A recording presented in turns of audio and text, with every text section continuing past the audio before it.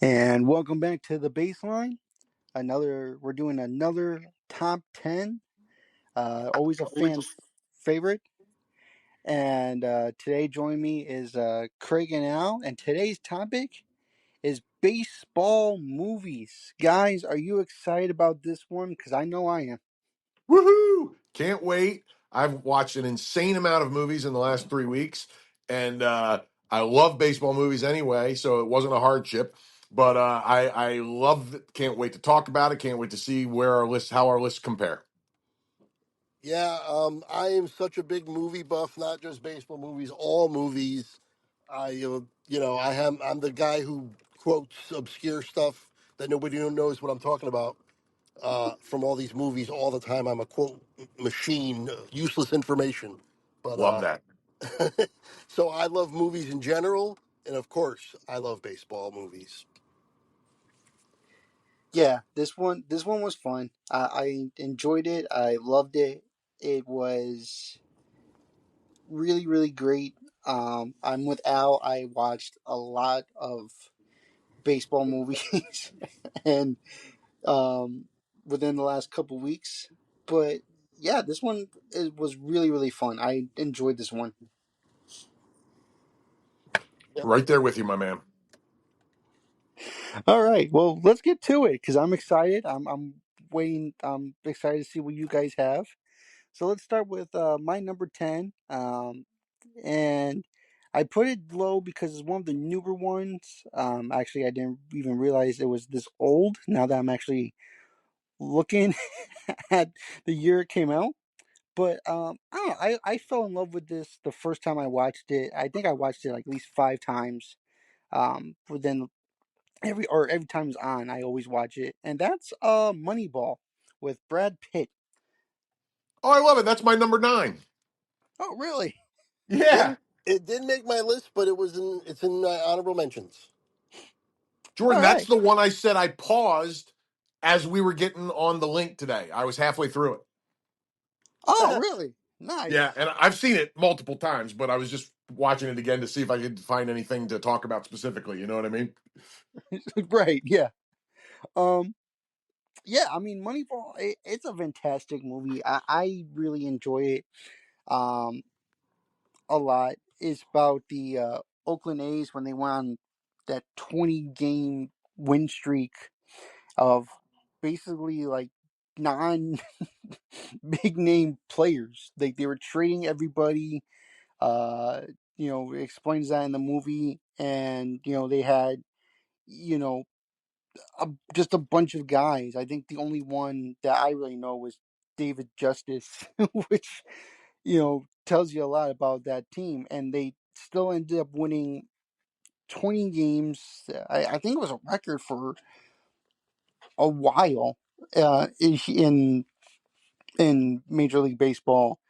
But just how everything was portrayed, even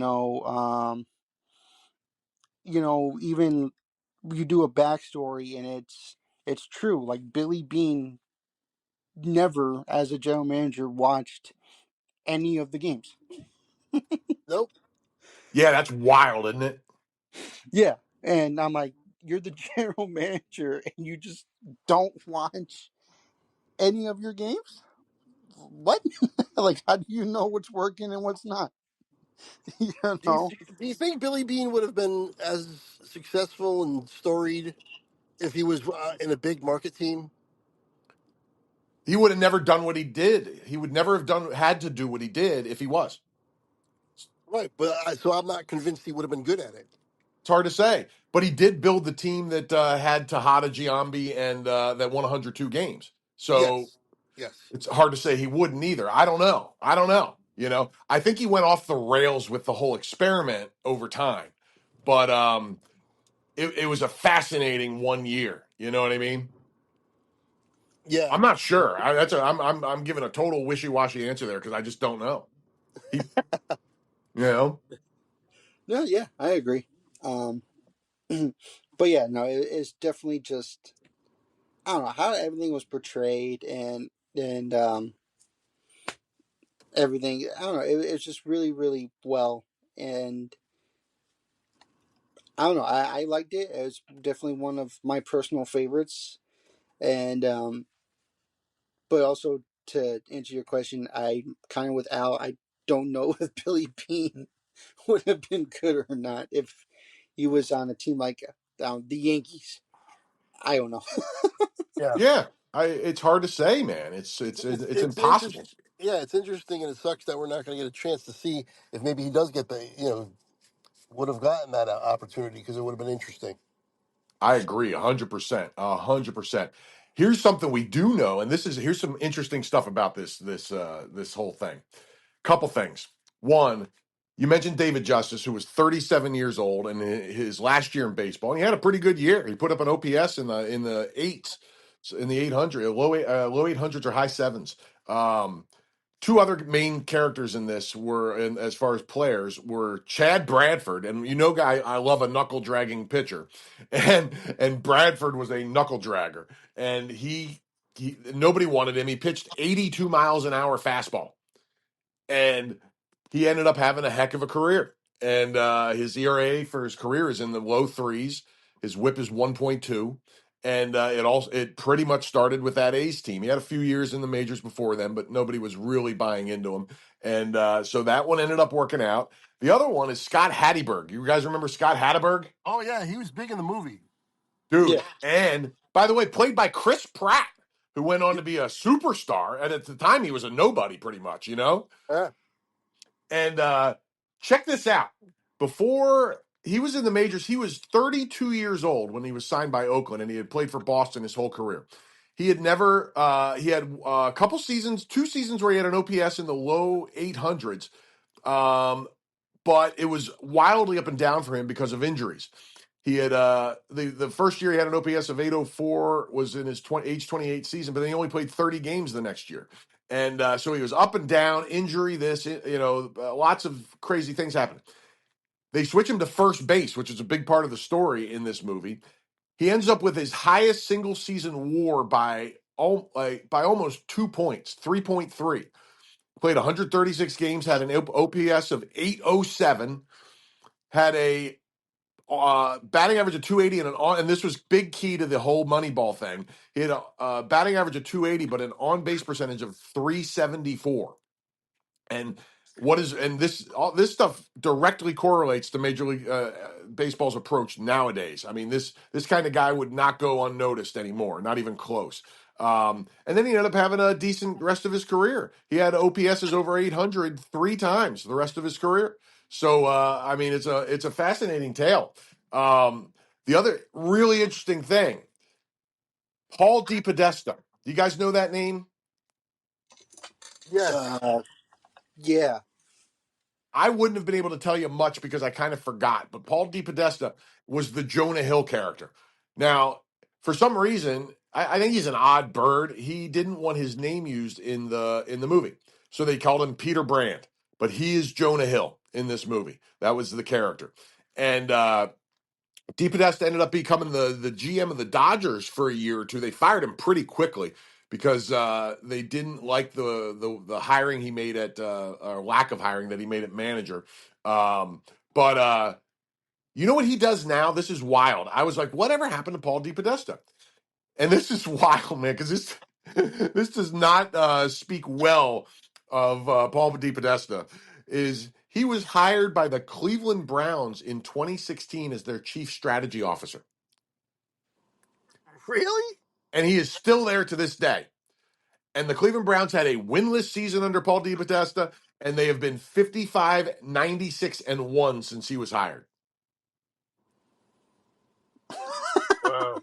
Wow. Wow. So when you're watching that movie, keep in mind that he ended up sucking in the NFL, but he did have an interesting run in MLB. Holy cow. How about that? And then the only other thing I want to say about this movie, and then you guys can add whatever you want, is two things. One, in our wild little world of podcasting between me and Craig and us three, and all the stuff we all do, this ties into our top 10 guitar player list somehow, believe it or not, because Guess who played the national anthem on opening day of the new season after all these guys we're talking about were brought in? Joe Satriani. Really? Yes. He's in the movie? I didn't even know He that. he is in the movie. They show about 10, 15 seconds of him doing the national anthem, which I had completely forgotten since the last time I watched the movie. I thought that was pretty cool. And he wasn't on either of our top tens, but he was definitely an honorable mention for both of us and would be in some people's top tens for sure. Yes. And then the last thing I want to say about this is another reason I didn't put it on the list because of this, but a reason you could definitely back it up if you really want to, other than just its personal opinion anyway. But this movie was nominated for 6 Academy Awards. Did you guys realize that? Because I sure didn't. Yeah, well, I Wow. know Jonah Hill and Brad Pitt were both nominated. Yep, Best Actor and Best Supporting Actor. Bennett Miller, the director, was nominated for Best Director. It also was nominated for Best Screenplay, Editing, and Sound Mixing, which the last two nobody really cares about. But But I don't think it won any of them, right? it went 0 for 6.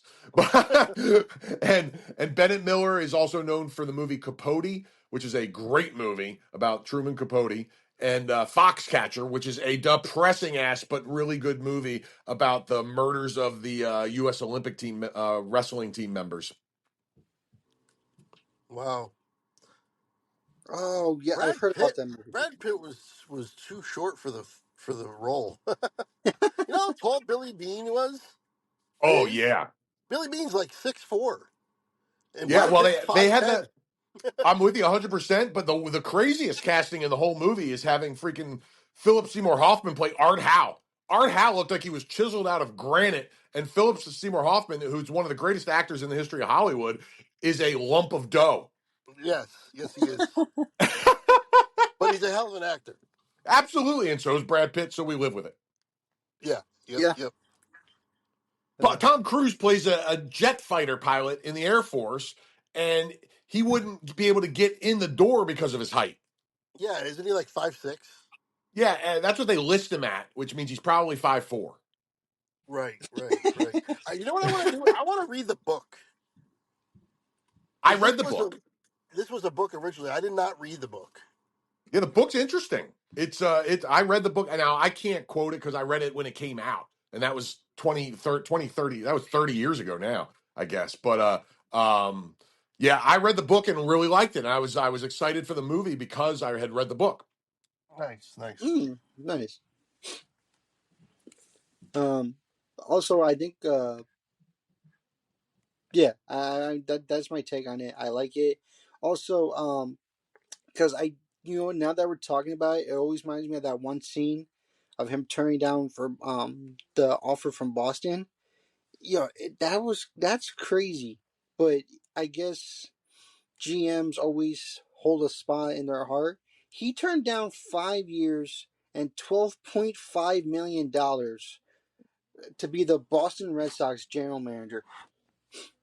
And we could have found out the scenario Craig brought up. We could have found out, Yeah, and that led to Theo Epstein, by the way.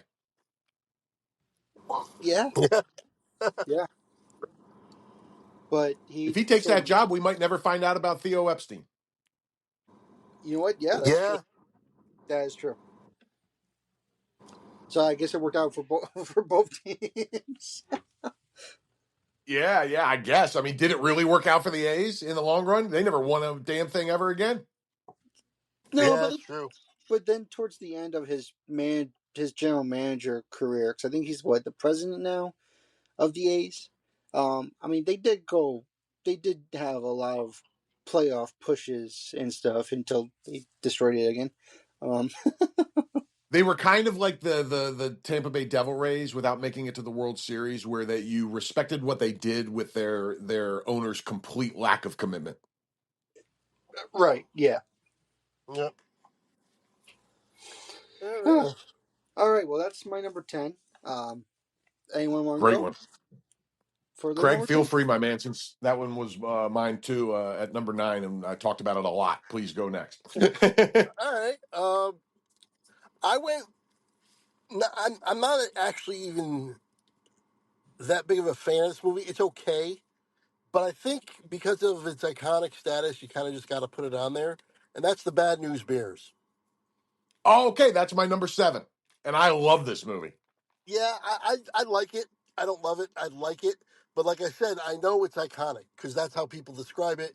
And Walter Matthau is a great actor, and I do love him in other stuff. But I like him in this one as well.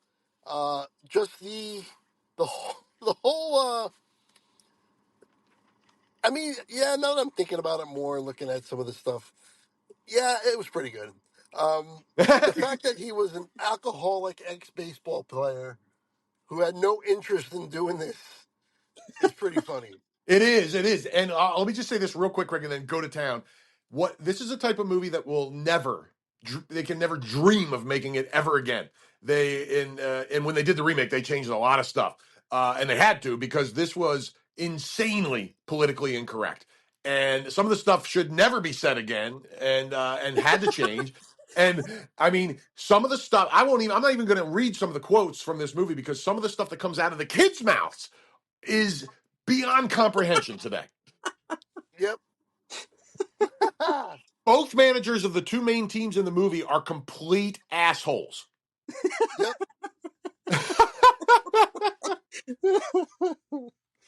Oh man. The manager of the other team knocks out his son on the mound in the middle of the game. Yeah, I Yeah. remember. Yes. Yeah. Knocks him out. How about the fact that they scored? They forfeited the first game because they allowed 26 runs in the first inning without recording an out. It tells you how far that team came by the end of the season, man. Yeah, that's Yeah. priceless. Uh, um. Yeah. No. That's a great. I like it. It's one of the best ones out there. Actually, that's it's also on my list. I actually had it on my number three. That's how much I like Oh, the I movie. love it, and I understand that absolutely. I also like because yes, it's funny, but it's a mixture of both. It's a comedy, but it also does hold more seriousness. Like you mentioned Walter Marichal and his character. But I also liked about it too is that he was also a father figure to the girl Amanda. Like Yep. trying to recruit her to the team and all Yes, this. It was just a nice touching feeling. And then even towards the end, when he gets mad and then that one scene, it still gets me. Like he ends up crying because he ends up yelling at her. hundred It's percent. it's like everything. It's comedy. It's seriousness. It's one of the best movies of all time. I You love know what you what's just said, and I'll throw this in. Despite everything I just said about the insane politically incorrect stuff, both managers being raging dicks at times, it is still an endearing and heartwarming movie, which is wild given all the stuff that happens in it. I mean, Mathau is like usually you have an arc where like if there's going to be a jerk character in his position in the movie. By the way, what a great name he has in the movie, Morris Buttermaker. Yeah, more of the politically incorrect. Do you realize at the end when they're spraying each other, he gives them beer. Oh yeah, yeah. They're pounding beer. This is a team of 10-year-olds. they oh They're spraying beer on each other. yeah, man. Yeah, and by the way, one of the greatest characters of all time is Tanner Boyle, who's the smallest kid on the team, the shortstop. And when the opposing team makes this is like Rocky in that the team you're rooting for loses in the end, but still kind of wins. And they the other team comes out and makes this apology, right? And Tanner Boyle, Tanner Boyle, who is about 4'2" in this movie and looks like he's 6 years old, says, "You can take your apology and your trophy and shove it straight up your ass."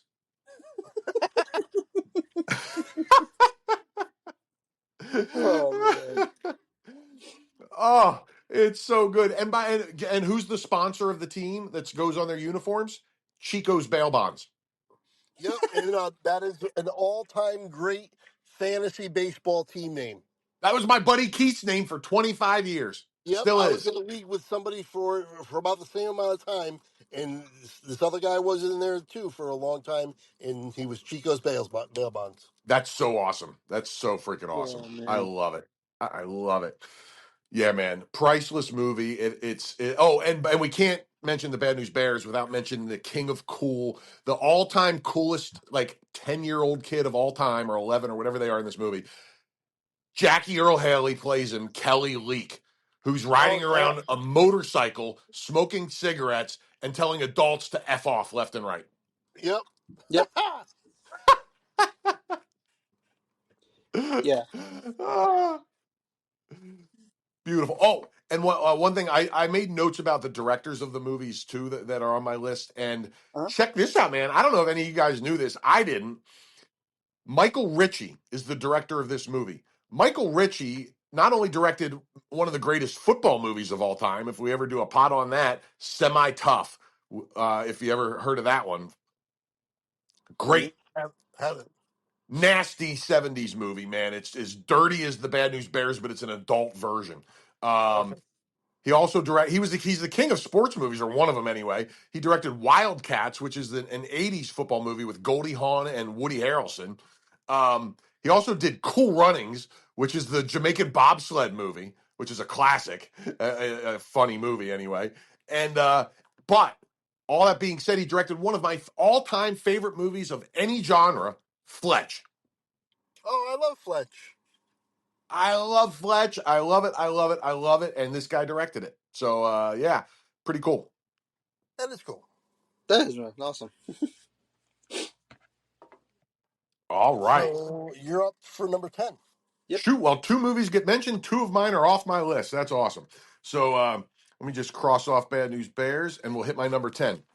Now, I'll be surprised if this made either of your guys' list, but I think it's an underrated. It's the only sequel on my list, and I think it is underrated. And I'm not going to mention where the original is on my list because I'm sure it's coming on everybody's eventually, and we can just hold that off until we get there.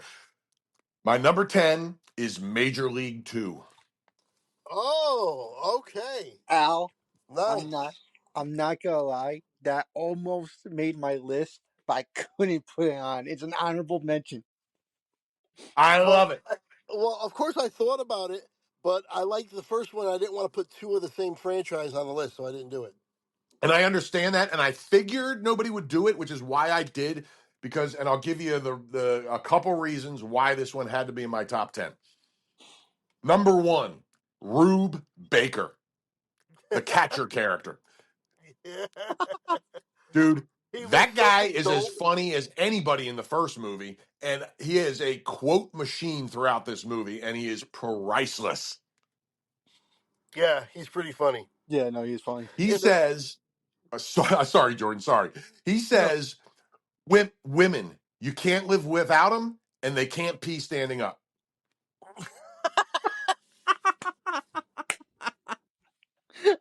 I mean, this guy is a gem. The story he tells. So Rick Vaughn breaks up with his girlfriend early in the movie. The one that turns him into a wuss, into like a rich guy riding in limos yeah, and yep. yeah, that woman. He go and Rube says, "Hey, Ricky, breaking up with a girlfriend can be a very painful thing, but it don't have to keep you down for long. I mean, let me tell you something from my own personal experience. I never had a regular girlfriend like you, but I did get kicked in the balls once by a mule. Now, I thought I would be hurting for the rest of my life, but you know what happened the very next week?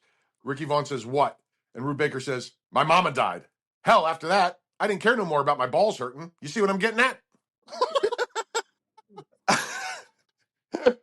Oh my god. Yeah. I mean, I thoroughly enjoyed it. I just, like I said, I just didn't want to put the same two on the Mhm. list. But yeah, it's a great movie. It really is. Yeah, it deserves to Yeah. be on the list, no doubt. And I Oh love it. man. That's cool. You guys appreciate it. Go ahead. Go ahead. Bob Euchre is just classic on the mic Oh too. my. And he goes Dude, to another level of drunkenness in this movie. He is wasted for almost the whole movie. yes. But my favorite part, Al. Now that we're mentioning it, my favorite part is like you mentioned. He's drunk, but he's like passed out, and the color comment the color commentator is like waking him up because the Indians are fighting each other, not the other team. They're fighting Yes. each other, and And Yes. so he wakes up Bob Euchre, and Bob Euchre goes, "Hey, this is the most excitement the Indians have put on the whole season." And so then it comes to the time where Willie Mays Hayes and Rick Vaughn are fighting each other, and Bob Yes. Euchre, Bob Euchre goes, "Looks like Mays is trying to hit Vaughn. Why not? Everyone else in the league does." Yes. Yes. That's And I awesome. thought I that think was it's the That is first. I think huh? it's the first movie. I think it's the first movie, but uh, yeah, it is. It is. So I'll wait. I'll wait till we do Uh, the first movie. oh, I oh, love it. I or love it. Oh, well, I'll give you a couple more things. There's two other reasons why I had to put this on the list. One, Randy Quaid, Yep. and Randy Quaid adds to any movie. Just ask Christmas Vacation. He becomes Merry the Christmas. yeah, man, Merry exactly. Christmas. Shitter's full. Yes, yes. Oh, I love it. Oh man, Quaid, and he's the drunken ass in the stands that loves them early and then hates them all the rest of the way. I didn't say wild thing. You make my butt sting. yes, Yes, yes, totally, man, totally. Oh, that's awesome. Yeah, he's got. There's some good quotes from him too that I don't have handy, but yeah, he is just a raging jerk in the movie and typical Randy Quaid character. And you hate him so much you end up loving him. You know. Yep. I did one thing I did not like. I did not like replacing Wesley Snipes. That kind of sucked. Yeah, but Wesley Snipes had gone from a middling guy in Hollywood to a megastar, so there was just no way they were getting him back. You know. Right. And But yeah, I'm with you. Omar Epps doesn't suck though. He's pretty cool. He's Yeah, pretty good. Omar Epps is all right. I'm with you. I just don't like. Yeah, I would rather have the original guy. Of course, I'm definitely with you. Definitely with you. yeah. Um, and then the last reason I had to have this movie in there, and it's another good one, not quite as good as Rube Baker, but close, is Isaru Tanaka. You have no marbles, Yes. Oh yeah. dude. That guy was Kamikaze. awesome. Yeah, kamikaze. And then they were running around the bases holding the. Doing the big balls thing, which by the way, my favorite team, the Phillies, have taken for years now. They've been doing the big balls from Major League Two for 2 or 3 seasons now. Nice. That's fantastic. Uh Love it. Love it. oh, before we go, That's all I got on that one. I had to throw that in there. I got one more quote. Is when Please.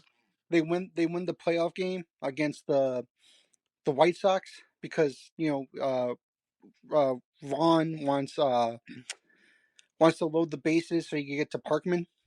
My favorite my favorite scene in the whole movie is when Lou Brown's in the hospital and he's listening he has the radio and he's listening to the game, but he can't watch it because they're like, oh, you get your They're too blood pressure excited. Yep. gets too high, and so he wins the playoff game and he's watching some jewelry TV um show or whatever, and they win the ball game. He's listening. He's jumping on the nursing bed, and they're trying to get him to calm down. And he goes, "I love this shit. I may move to England."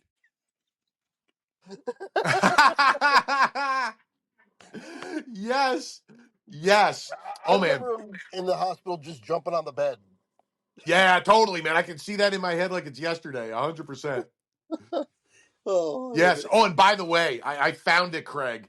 The whole Randy Quaid quote that you were referring to is vile thing. You make my butt sting. I detest you. You're all garbage, all of you. Back up the truck. Back it up. Oh, nice. Much longer than I thought. And the other, Really? since you brought up Lou Brown, the speech he was given when he was trying to rile up the team that ended up with him in the hospital was Jake Taylor tries to make excuses about, he says they were a different team last year. And Lou Brown, in that voice of his, which I'm not going to try and do, but it's awesome. I mean, he's got one of the greatest voices ever, says, Taylor, it's not your job to make excuses. That's all you guys do good. It's either a leg thing or a spiritual thing or a psychological thing or a heart attack. And Taylor goes, Who used heart attack? And Brown goes, me, and collapses.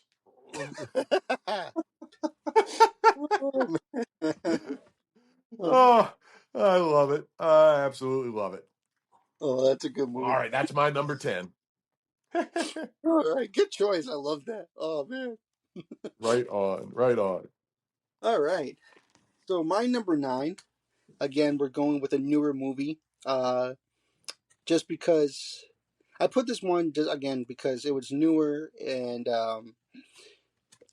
now that I'm thinking about it, I should put it up higher, but I couldn't. And that's 42. One of my honorable Yeah, mentions. Important movie, good movie. honorable mention for me as well.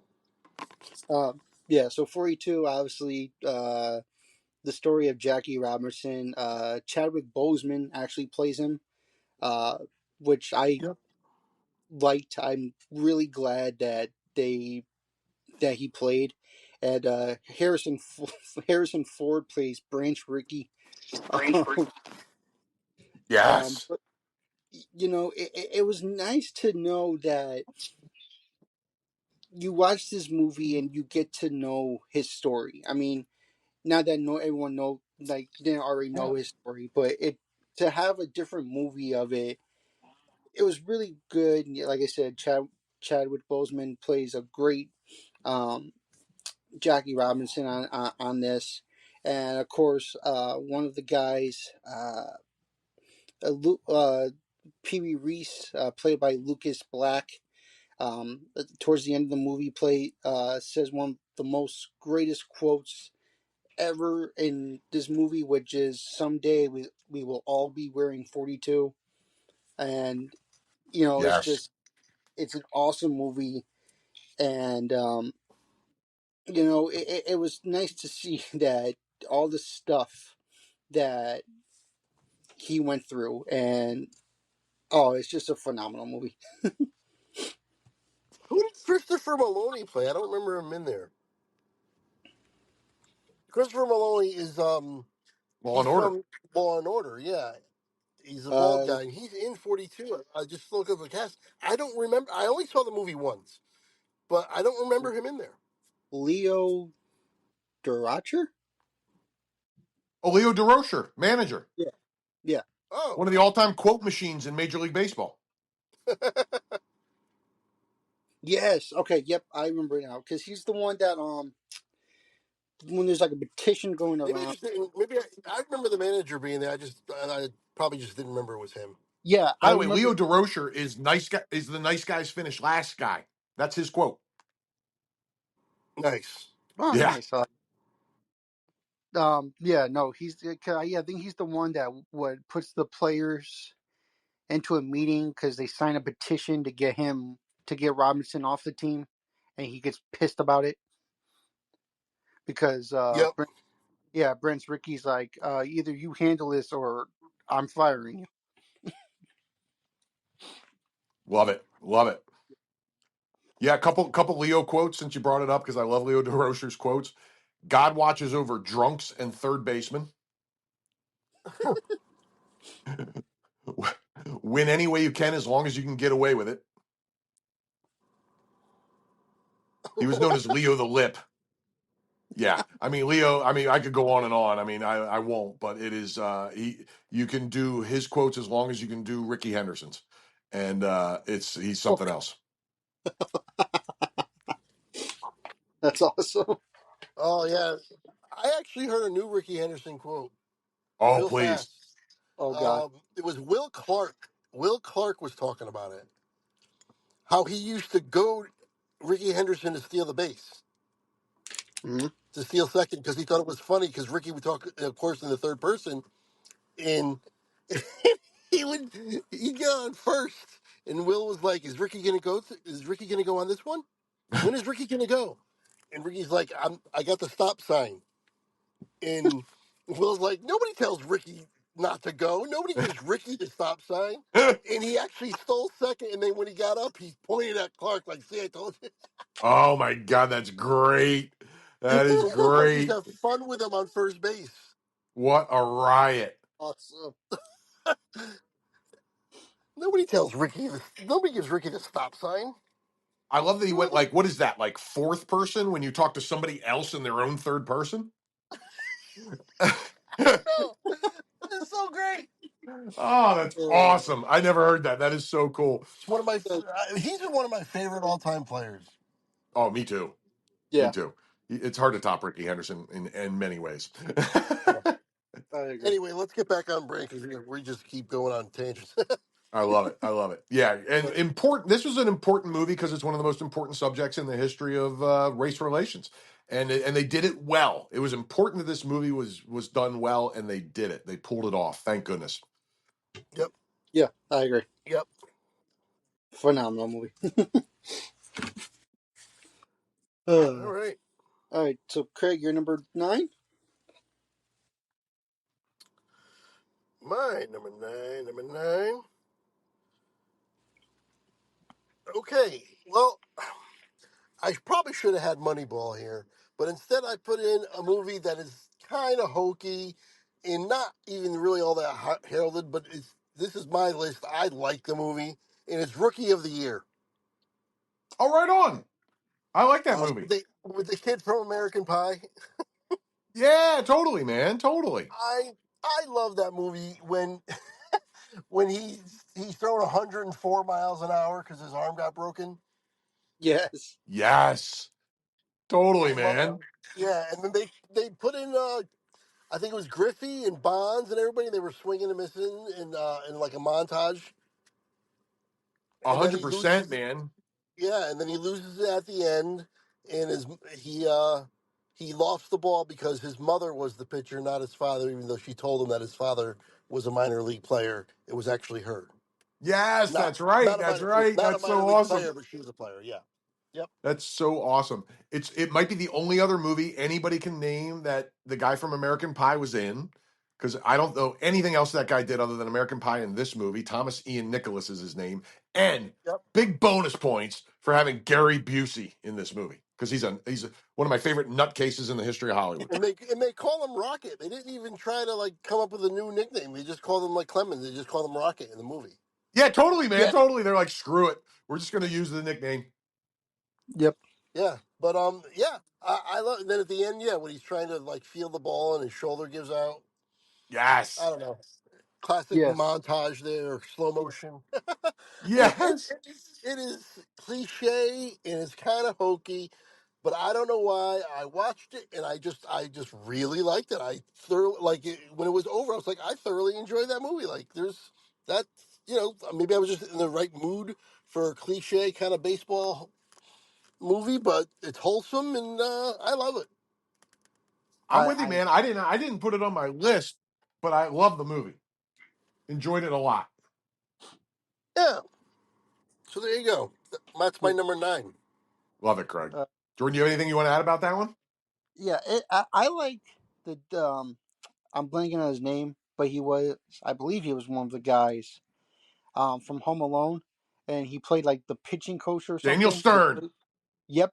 Oh my, Daniel Stern.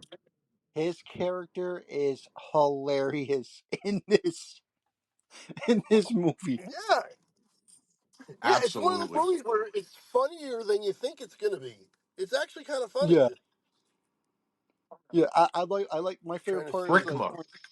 when when they told the kid, "Hey, you're up to bat," and him, Gary Busey's character, and the mom, they're all saying, "Oh my god, oh my god, oh my god, oh They're my all going, oh my God, oh my God, oh my God, oh my God, oh my God.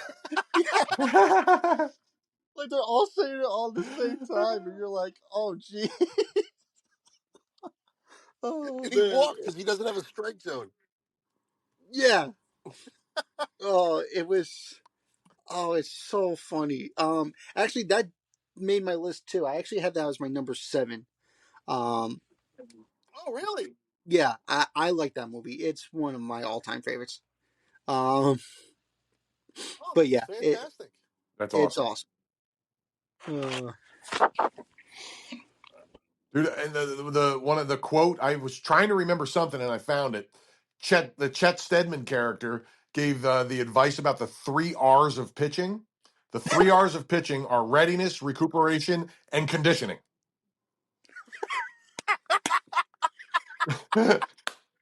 Oh, or That is great.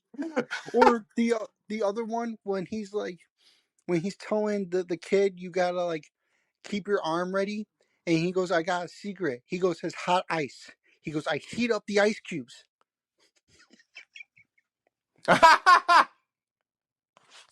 Like, so water?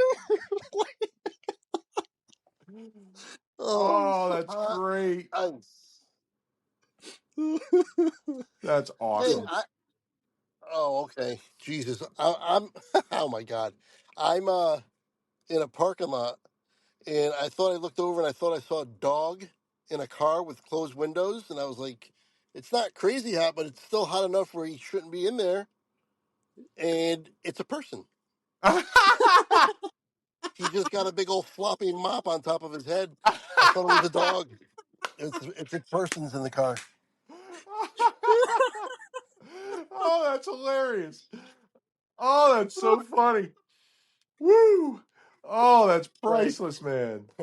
Anyway, let's keep going. We could make Oh boy. podcast history, Craig, if you go knock on that window and say, "Hey, I'm sorry, I thought you were a dog." Oh yeah, that would be great.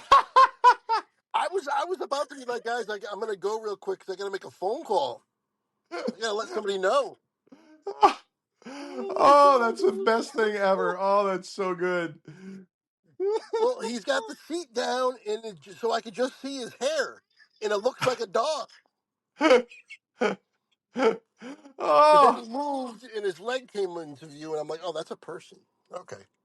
oh man. Oh, that's so funny, Craig. Woo. Oh, that's awesome. Good stuff. Wow. Oh, that made my day Oh, right there. Yeah, that was awesome. so Al, your 8 is taken. Uh Or your nine. okay. So whew. Wait, no, Oh yeah, Al, my your nine. my 9 was taken. So do you want to Your, skip me and go back to Jordan? uh, Jordan, what's or your 9? my name was 42. Or is it 10 now? No, we're on 8. Right. So now so I guess you were 8. Yeah. Yeah, Or you're Yes. 8.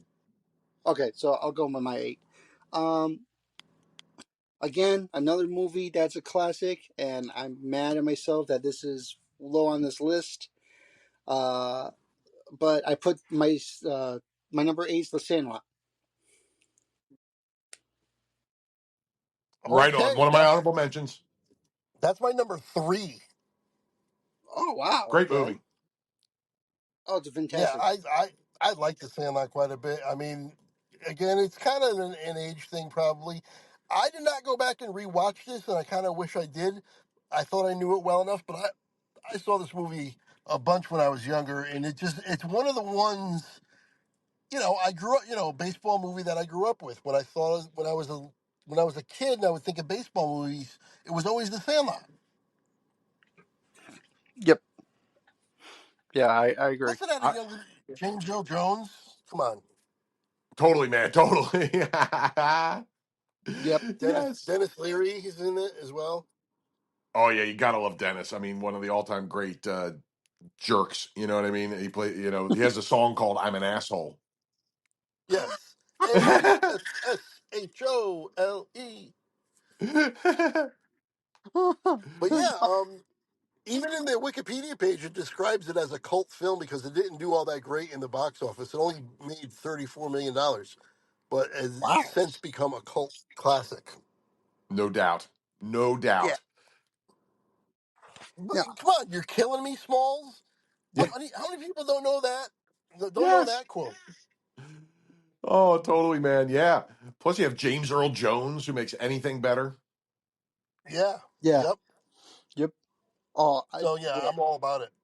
Yeah. No. And the dog, they called him the Beast. Yeah. Yeah. Sick balls. Yep. And Maury it's Wills. The Babe Ruth ball too. I mean, Oh yeah. Yeah.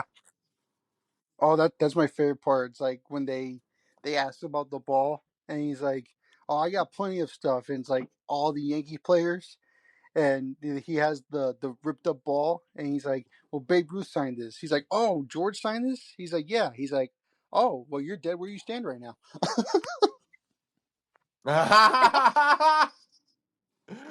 That's awesome. Uh, Yeah, freaking two casting things of note for me was Maury Wills played a coach in the movie. Maury freaking Wills, yep.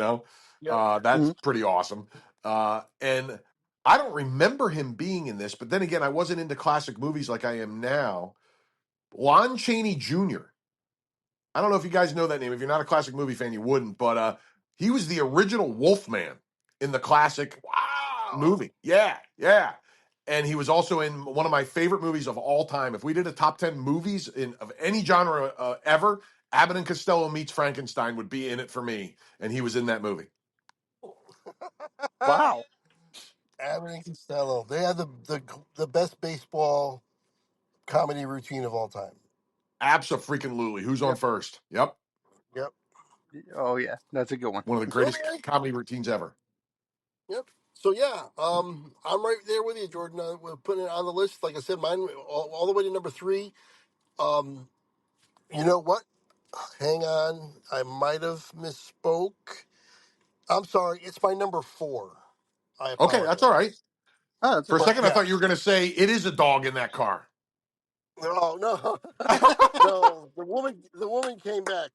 That's what I thought. 'Cause, Okay. like this car pulls up, this woman gets out, and she just walks over to the water. There's water in front of me, and then I see this furry thing in the passenger seat, and the windows are Furry, up. furry thing. Really funny that we just brought up Lon Chaney Jr. and the Wolfman when you're talking about this guy that looked like a dog. That's And awesome. it's not. It's a kid. He's like probably 15, 16 years old. Did she He's scratch got a him behind the mop on. ears? Did the lady scratch him behind the ears when she got in the car? No, no. He's got a big old curly mop on top of his head.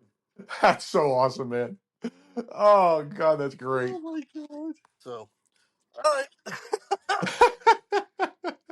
So is this my number eight now? Yes. This is probably going to be a lot higher on most Oh, sorry lists. guys. I got a I What's that? I think he's no. I getting a said phone Okay. sorry. call. Yeah, I ended up getting a phone call, so I had to come back. Sorry about that. All No good. worries. No worries. We're going to move on to my number eight. Yeah. So my number eight, I was just saying, is probably higher up on most people's lists. It is The Natural.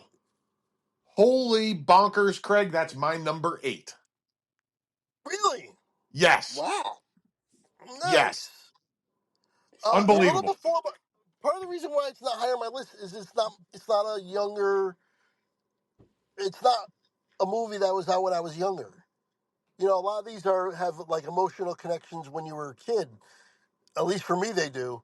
And it's a little bit before my time. I was alive, but I was like two, so I don't really remember it when it was really prevalent. I watched it many years later and still enjoyed it, but that's why it's not higher on the list. Listen, I agree. You and I are a year apart in age, so you would have been nine, I guess. I was 10 when this came out, and that's a little too young for this movie, to watch then, and to get it. You know what I mean? Oh, I was 8. 8, okay. So yeah, uh the thing about this movie to me is it is wait, before we go off, Jordan, where was it on your list? It was my number 5. Right on. Okay. Okay. So here's what I want to say about this movie. It is absolutely great in spots, but there is a lot of dead air in between. The love story sucks. It's Uh a little slow. It's a little slow. yeah, the whole the pacing of the bribing of Hobbs and then the non-bribing of Hobbs got real drawn out and slow to me. But there are some wonderful highlights, and the highlights, of course, the end when he hits the tater and knocks out the lights, and it's magical. There's lightning in the background. The creation of Wonder Boy, the bat, when his dad dies, has a heart attack while the lightning destroys the tree, is really cool and magical. The best scene in the movie, and I thought this was going to be an A+ movie when I went back and watched this as an adult. I thought, man, I am in for one of the greatest movies of all time. When the scene early in the movie when Roy Hobbs is on his way to his tryout in the bigs, and he's at a carnival, and the character that is clearly based on Babe Ruth, who they call the Whammer, is at the same carnival, and you have Robert Duvall, who is the Whammers champion, and the I don't know the other actor's name, who is Hobbs champion, and they agree to a pitching batting contest in a field behind the carnival. And it is one of the best scenes in any baseball movie I've ever seen because the dialogue is wonderful. It is just killer. It's a 5 minute scene that is just, if we were just doing scenes in movies, this would be it would be way higher on the list for me. And it is just this wonderful back and forth as Redford's character Hobbs eventually strikes out the Whammer, and you know greatness is ahead of him until he gets shot by that psychotic woman and misses the next 17 years of his career. But if the rest of the movie was as good as that scene, it would be number one on this list I tell for you me. what, for a cast, you can't beat this cast. Oh, it's incredible. Robert Redford, Robert Duvall, Glenn Close, Kim Basinger, Wilford Brimley, and Barbara Hershey, Unbelievable. And Michael Madsen, and Michael Madsen. That's who, right. And the music was by Randy Newman. yes, who wins a billion Academy Awards for his music over his career. Yeah, And by the yeah, way, they go really ahead. pulled out Sorry, all sorry. the stops for this one. Oh, I'll tell you. And one of the things that knocks it down the list for me, even though it's hilariously, but it's so dumb, is the craziest death I've ever seen in a movie is Michael Madsen's, because Roy Hobbs, they won't start Roy Hobbs. Wilford Brimley won't play Roy Hobbs because of Bump Bailey, which is Michael Madsen's character, is the highest paid player on the team, playing right field. You know how they clear room for Roy Hobbs? Bump Bailey charges through a wall, trying to catch a fly ball, and dies. Yes, What? Oh yeah, I remember that. It's yes. insane. Who dies? We've seen people. How many times have we seen guys charge through walls in Major League Baseball? Nobody ever dies. They There's no dying killed in Bump Bailey. baseball. They killed the guy. They could have taken him out with a dislocated shoulder. You know what I mean? Like, but they killed the guy. It's unbelievable. Oh my god. Also, That's this is on awesome. the Academy Award nominations list too. By the way, it had 4 Academy Award nominations. A bunch of stuff nobody cares about, like sound editing and all that. But then Glenn Close, to back up your cast thing, Craig, was nominated for Best Supporting Actress. Yep, yep. Nice. It is really a fantastic cast, and you know, like we said, it's a little slow at times. The payoff is still good though, and No doubt. overall, it's still a very good movie. No doubt. Absolutely. And the last thing I want to Yep. say about it, because it's another reason I knocked it down the list, because it is another thing that whoever directed this movie, which I have written down, Barry Levinson, who's a great director. I mean, he directed Diner, Good Morning Vietnam, Rain Man, and Sleeper. So Levinson is no joke as a director. But they forgot to talk to their baseball consultant, which I'm curious if either of you guys remember this, because this is one of the ones I rewatched and I couldn't believe it because I didn't remember it from when I was younger. The penultimate at bat, the ultimate moment where he's about to park it into the lights and win the game. They Hmm? call in a reliever mid at bat. Oh, they can't Oh. do that, right? Unless there's an They injury. yeah, they called in a reliever mid at bat. Really, I don't even remember that. Yeah, I don't watch know. it. It happens. I couldn't freaking believe it. Right? Yeah. Because am I right about that? Only an injury is the only way you could do that. I didn't even think about that, Craig. I just know it's not ever done. But you're probably right. I don't know.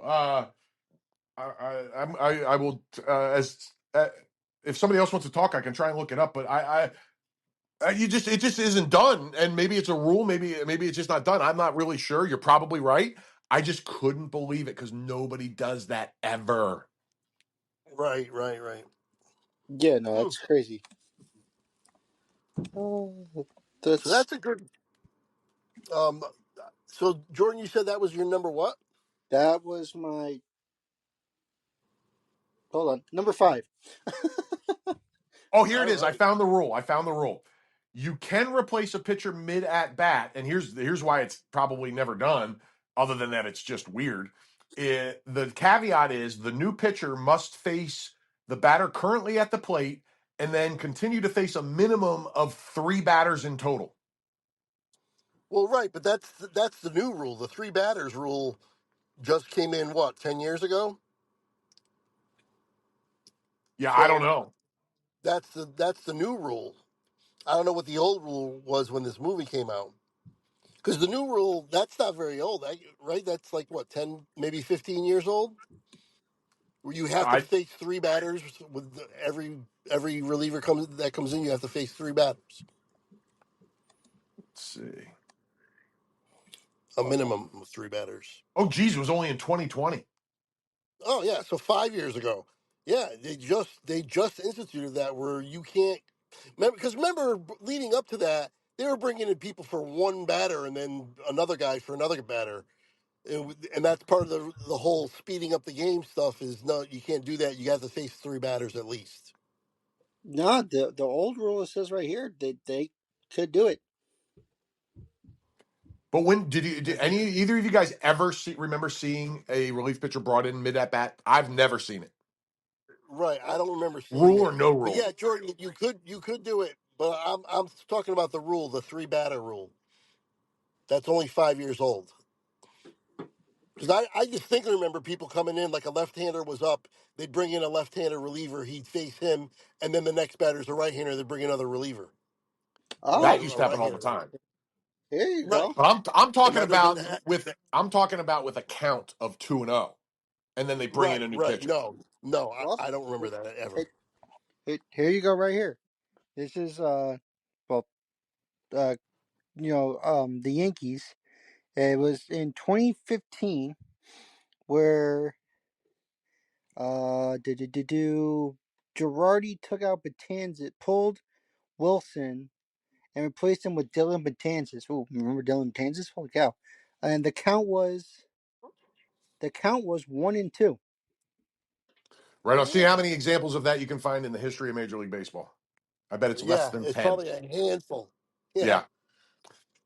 No, Dylan Yep. so there. Betances is a broadcaster now of some kind. He does something. I don't know if it's just a podcast or what, but he's in the he's in the industry for broadcasting in some form or commentary in some form. Oh, nice. I saw him on something. Maybe it was Yankees Magazine, something like that, and he's talking about what he does now. And yeah, he's into broadcasting. Anyway, Yeah. I love it. I love it. That's wild. Oh, and hey, there one real quick. One last thing I want to say about this, and then whatever you guys else want to add. Um, One of the really cool things about this movie, after I've ripped some of that other stuff, is it precurses the Red Sox first championship in 100 years or whatever it was, 96 or whatever, however long it was, because it's not the bloody sock, it's the bloody shirt. yes, it is. He has that injury and he's bleeding through the shirt when he hits the home run. Yep. Yes, that's I right. yep. I remember that. Wow. Oh, yeah, but great movie though. It's awesome. Like I do agree with you guys. Like it's slow, but for some reason it's just I don't know. I I love it. I love the whole movie. It's great. You guys also mentioned the whole making of the bat with the tree. It's a great movie. Yeah, and it's not like either of us hate it. We had it at number 8, and it's magical in spots. It just drags a little bit at times, but it is absolutely magical in spots for sure. Yep. Yeah. And the All Wilford right. So Brimley relationship with Roy Hobbs is awesome. The way it develops throughout the movie. yes, yes, I totally agree. Nice. So all right. So I am again eliminated. um Well, yeah, because I had the natural at number 8 also. So Jordan, you want to go to your number 7? well, I was gonna say, did you want to lead off with 7? Because my 7 was taken. I had the Rookie of the Year. Well, my seven was all. I have not had one movie since my number 10 because my seven was Bad News Bears. Oh, okay. Oh, So, Craig. all right. Um, well, then my seven is A League of Their Own. That's my number six. That's my A number League two. number two. Yep, Love it. And I Wow. Okay. understand that. Yeah. I really like this movie. I do too. This is. I mean, talk about quotes and star power. Tom Hanks is one of the best actors ever. The actor of our generation for sure. And yeah, great performance, great story, um, and a telling of the times as well. What they went through to try to get validity and people to come to their games, and then with the war era, and I went to the Baseball Hall of Fame recently, and there's an entire section on Yes. A League of Their Own. It's not just a league of their own, but it's a women's baseball, but a lot of it has to do with a league of their own. And yeah, very very cool. I actually was really late to the party. I don't know what year it came out. I should look that up actually, but I just saw 92. it literally like I just saw it like 2 years ago for the first No time. kidding. Wow. Okay. Wow. Yep, Yeah, this is a but I multiple loved it. watcher for me. This could have been higher on my list for sure. This could have been anywhere from 3 to 6 for me. I just you'll see what I ended up doing soon enough because I will have a couple movies that aren't going to be on either of your lists coming up here. I think, but I love this movie. I absolutely love this movie, and I didn't expect to. I didn't expect to love a movie about women's baseball when it came out. Not because I'm a chauvinist or anything. I just didn't expect it, and it is awesome. There are some amazing performances. Gina Davis is more convincing playing baseball than a lot of guys that have done it in movies over the years. Absolutely, she's Yes. awesome, and another great cast, man. Tom Hanks, Gina Davis, Madonna, John Lovitz or Yep. Lovitz, Love it. Yep. uh, Gary Marshall, Rosie O'Donnell, Bill Pullman. Lori Petty, who is not only in Point Break, one of my favorite movies ever, but one of my favorite kind of cheesy movies ever, but she was also Tank Girl, if you want to go real deep. Yeah, I love Point Break. I I do I, too. I saw that movie. I saw that movie like 10 times. I'm right there with you. I saw it in the theater and I've watched it numerous times. Yeah, but yeah. Yep. So yeah, that's my number seven I or love six or it, whatever dude. we're on. I freaking you. It was your seven. It is my six. Real quick, the director of this movie is Penny Marshall, who is was Yes, Laverne. Laverne. She also directed Jumpin' Jack Flash, which was a Whoopi Goldberg movie in the '80s with Sam Elliott. That's a good movie, and she directed one of another one of a lot of people's favorite movies ever, Big. Oh, I love Big. Great director she is, and Well, she just passed. Did you realize she passed? it's too bad. Yeah, Penny. That's right. That's right. She's awesome, and she if you want to see how funny Penny Marshall was, just pull up an old episode of Laverne and Shirley. It is a silly, fun show, and she was ridiculous and great on it. The one thing I want to say about this is just the quote machine of this movie. We all know the most famous quote from this movie is "There's no crying in baseball," and that is on the American Film Institute's. It is number 54 in its top 100 movie quotes of all time, Yeah, it's right there with all of them. Yep. and a couple other great quotes from the movie from the Tom Hanks character Jimmy Duggan is, and this I like this one more than I like "There's no crying in baseball." Use your head. That's the lump 3 feet above your ass.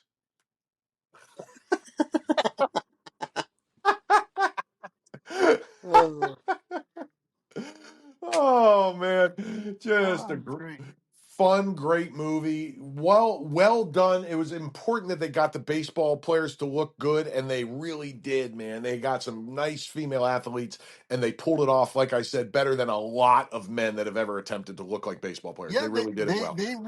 they really worked out quite a bit and played a lot of baseball to look respectable for the movie. They really did practice a lot. No doubt. No Yep. doubt. Yeah, and I found an article saying that because there's no Academy Award nominations for this movie, and I found an article talking about how this is considered one of the biggest snubs in Oscar history. That there was no nod to for anything in this movie. It's considered a big oversight in Oscar history in retrospect. Tell you, it made a lot of money though. The Oh, it budget was yeah. 40. Yeah, the budget was $40 million, and it made 132. Wow, Wow. So wow, that's quite the profit. dang Yeah, right, sure. wow. And Hans Zimmer did the music, who is also another guy who's done a ton of movies. I freaking love Hans Zimmer. He did True Romance, which is one of my favorite movies and soundtracks ever. And he also did a movie soundtrack. What was it? What's that crazy movie with Arnold Schwarzenegger where there's cartoons in it? And it's The Last Action Last Hero. Action, yeah, He did that I like that movie. soundtrack and he brought in Buckethead to play guitar on it. Oh, nice. Aerosmith's on that soundtrack too. Yeah, it's a killer soundtrack, man. He's got a star on the Hollywood Walk of Fame. Hans Zimmer? Yeah, Nice. He earned it. That dude did a ton of killer soundtracks. yeah. All right, Yeah, great call on ready that to one. move on? Yeah, that was a good one. I Well, like that that one. was my number seven was gone, and now my number six was gone. So, Jordan, you're number six. Okay, my number six. I don't know. I put it on because I think it has one of the best stories that I've seen in baseball, and that's Little Big League. Nice, Little one of my Big honorable mentions. League. Yes, that's where he's the manager, right? Yeah, he's the general manager. Oh no, he becomes owner, and then he makes himself manager. That's awesome. And he's like 12 years old Yes. or 15 or whatever he is. Yeah. I like that movie. I like that movie. Yeah. It's Didn't a make my list, but it's definitely on the honorable mentions. I really like it. Yep, yeah. right there I with don't you, know. Craig. It's one of my honorables. I don't know. I just found it like really good because like the story, especially in the beginning, it's heartwarming. It's fun. It's like you could tell if you haven't watched it, but I've watched it thousands of times, and if you know what's going on, there's like one quote from one of the players where he makes himself the manager, and it's gonna be, and one of the players goes, "Oh well, this is gonna be a fun year," and you literally see that they go from a terrible team because he doesn't know what he's doing to doing all these weird plays, these weird different things, and they end up making the playoffs against the Seattle Mariners. Like it's just all over the place, and I don't know. I find it really really good. It's a really good story of from start to beginning. It's fun. It's a good movie, and here's the thing. I don't know you guys know this. Ashley Crow, right? So Mm-hmm. get this. She played the mom of Billy Haywood in this movie. And here we are years later, and she is the baseball mom to Pete Crow Armstrong. You got to be Yes. kidding me! No, she's his Yes. real mother. She's his real mother. Yep. Unbelievable! I did not know that. That's amazing. Yep. So that's one of the interesting facts that I heard because I remember watching the Cubs game and they're interviewing her and then they're interviewing him and they're like, "How many questions do you get about your mom and Little Big League?" I'm like, "Huh? Wait, what?" But yes, she is the mom in Little Big League. I didn't know that. That's a great That's why fact. that. Yeah, her name is Ashley Crow, and that's why he's Crow Armstrong. Wow. Mm. Well, if you tell me the Armstrong is Lance, then I'm really going to fall off my chair. You know how many baseball players are in this movie? I'm just looking at A that, Craig. Go lot. ahead and list off some of them. Ken Griffey Jr., Lou Piniella, Mickey Tettleton, Pudge Rodriguez, Sandy Alomar Jr., Eric Anthony, Carlos Baerga, Alex Fernandez, Randy Johnson, Wally Joyner, Paul O'Neill, Rafael Palmeiro, Tim Raines, Chris Berman, Rafael Palmeiro, Lenny Webster. Wow, there's a I mean, lot. that got to be a record. Kevin Elster, too. Remember Kevin Elster? Yeah, totally. Oh, what a Oh, trip. Tim Raines. I don't remember Tim Raines in this movie. The Rock. I don't remember much about it. I saw it for sure. I saw it maybe twice. Um, and I remember liking it, but I don't remember every little thing. I don't remember everybody being in it or not. I distinctly remember. I remember most of them, but yeah, I don't remember Reigns being in it. But he's listed, so he must have been in there. Yeah, that's one. That is freaking wow. That's amazing. I forgot. Yeah, because I saw this in the '90s, and I think I only saw it once. I liked it for sure, and I put it on my honorable mentions because I remember liking it a lot. But I didn't get to watching it again, and I kind of wish I had now that I'm looking at this cast. Yeah, pretty good. Yeah, no, it's really good because then it's like like they're doing these plays and then it's like and then like they're all questioning him. They're like, "Are you sure about this?" And then like the kid, like they make him like baseball smart. It's like, yeah, the Dodgers did this in this World Series. It's fine. It's like, okay, whatever. I guess like, it's just like, Man, let's just go with the play.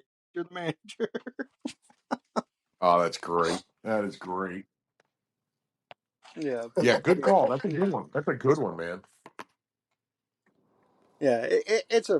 It's one of my favorites. I love it. It's a great movie. Uh, All all right. right. So anyone else got a number 6? Let's see Craig, here. I do. All right. nice. What It what is part one of the movie we already did, and that's Major League. Right on. That Hello. is my Oh, number okay. 2. that's All my right. number 4.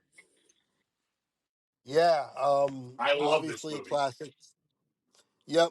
The quote that I was saying for Major League Two, and I said I realized it was Major League One, was I forgot the guy's name who plays the Yankee hitter who always kills Vaughn. What's his name? Ah, Um I know who you're talking about. I can't remember. I'll find it he's while we're that big talking. guy, But big guy with the mustache, and he plays for the yep. Yankees, and he always kills Ricky Vaughn. But the line is from Euchre. He's like, this guy leads the league in most offensive categories, including nose hair. Seriously, when this guy Yeah. sneezes, it looks like a party favor. When this guy sneezes, it looks like a party favor. Oh, that's so awesome. That's great quote. Great quote. Haywood. That's my all-time favorite quote. Haywood, yes, it is Is the Haywood for sure. Oh my goodness, yeah. yeah. Who by the way, that guy that was played by a real player. I never Really? realized that. That was Pete Vukovich, who was a Oh, pitcher. really? I didn't know that. Yeah. I had no idea. Wow, I When never you knew said that Pete, I man. thought you were going to say. When you said Pete, I thought you were going to say like Incaviglia or something. He Oh, had that that yeah, body well, type. that would have fit, right? I mean, that would have made sense. But anyway, yeah. Isn't that a trip that It they all says for a slugger they just used a a bit pitcher? outside. Yeah. Well, if he's got the body type. But yeah, just a bit outside. There's a ton of quotes. It's a lot of fun. And Renee Russo's in this one a lot more than she was in the second one. And yeah, yeah. it's an all time great Yeah, this baseball movie, and it's hilarious. yeah. It no, it Jordan, is go ahead because hilarious. I have some It's stuff to say about this, but please go first. no, so yeah, it's definitely hilarious. It's one of the best movies. I actually think this is one of the first baseball movies I ever watched just because of my dad. Um it's funny all around. Like you said, the whole euchre stuff, just just being the weird announcer in this movie. Um, yeah, everyone is great in it, and yeah, it's a phenomenal movie. All Yeah, around. this is one of my all-time favorites. I put this at number two, and because I just love this movie so much, I've definitely watched it more than any other baseball movie ever. I've watched it at least a dozen times over the years. It makes me laugh every time, and it also has it's like it's got some nice baseball moments. It's not just a yuck fest, you know what I mean? And it's plenty much of a yuck fest. There's plenty of that. It's probably the funniest movie on one of the. Let me not say that. It's in competition for the funniest movie on this list for sure.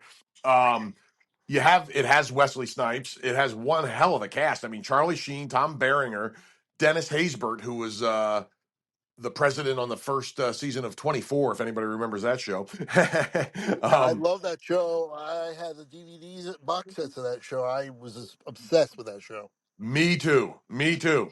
Um, Lou Brown, the manager, is that the guy's name is James Gannon. That guy's awesome. I mean, the voice on him is just insane. The just wonderful movie, man. Wonderful movie. So many good quotes, and you could just do euchre quotes all day long. I love that they have a guy in the movie who is clearly supposed to be Gaylord Perry, Yep. Oh yeah, yeah. The other pitcher. Up pitcher who yours, talks. Nobu. Yeah, yeah, yeah. Totally drinks the rum and then he gets nailed by a baseball bat.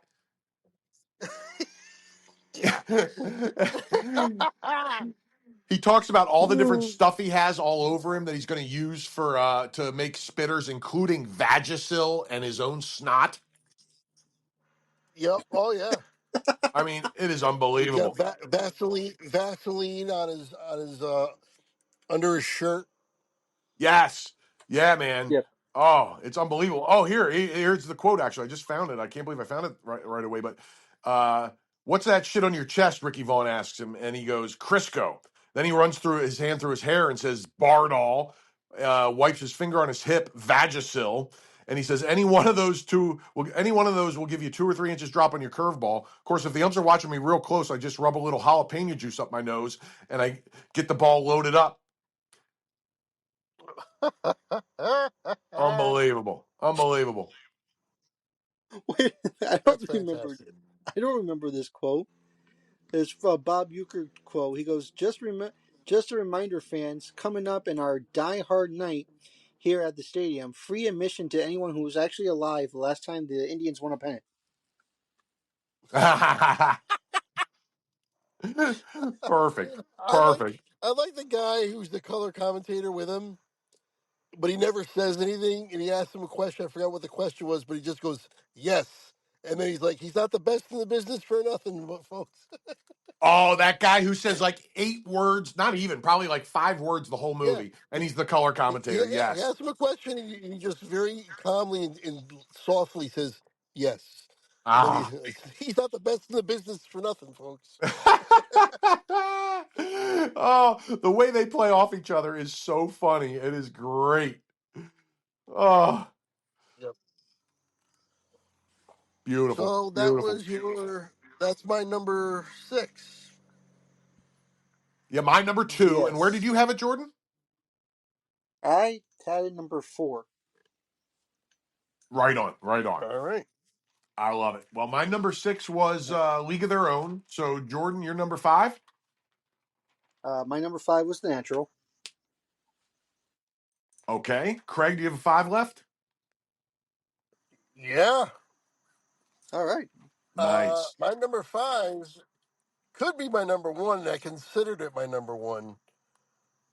Is Bull Durham. That's my number one. I love I love Bull Durham, the Church of Baseball. That's where I learned that there's 108 beads on a Catholic rosary and 108 stitches in a baseball. Yes. I love this movie. I've seen this movie. I'm not even joking. I've probably seen this movie 25 to 30 times. I I went through a stretch where I was watching it like every at least once a week for like 6 months. Like I watched this movie like crazy because one of the reasons why is it was one of the first VHS video cassettes I ever got. Oh, nice. Like that was Nice. mine, and so like it was the first. You weren't used to being able to watch a movie whenever you wanted to. So when I got that, I got Star Wars. I got a couple other ones.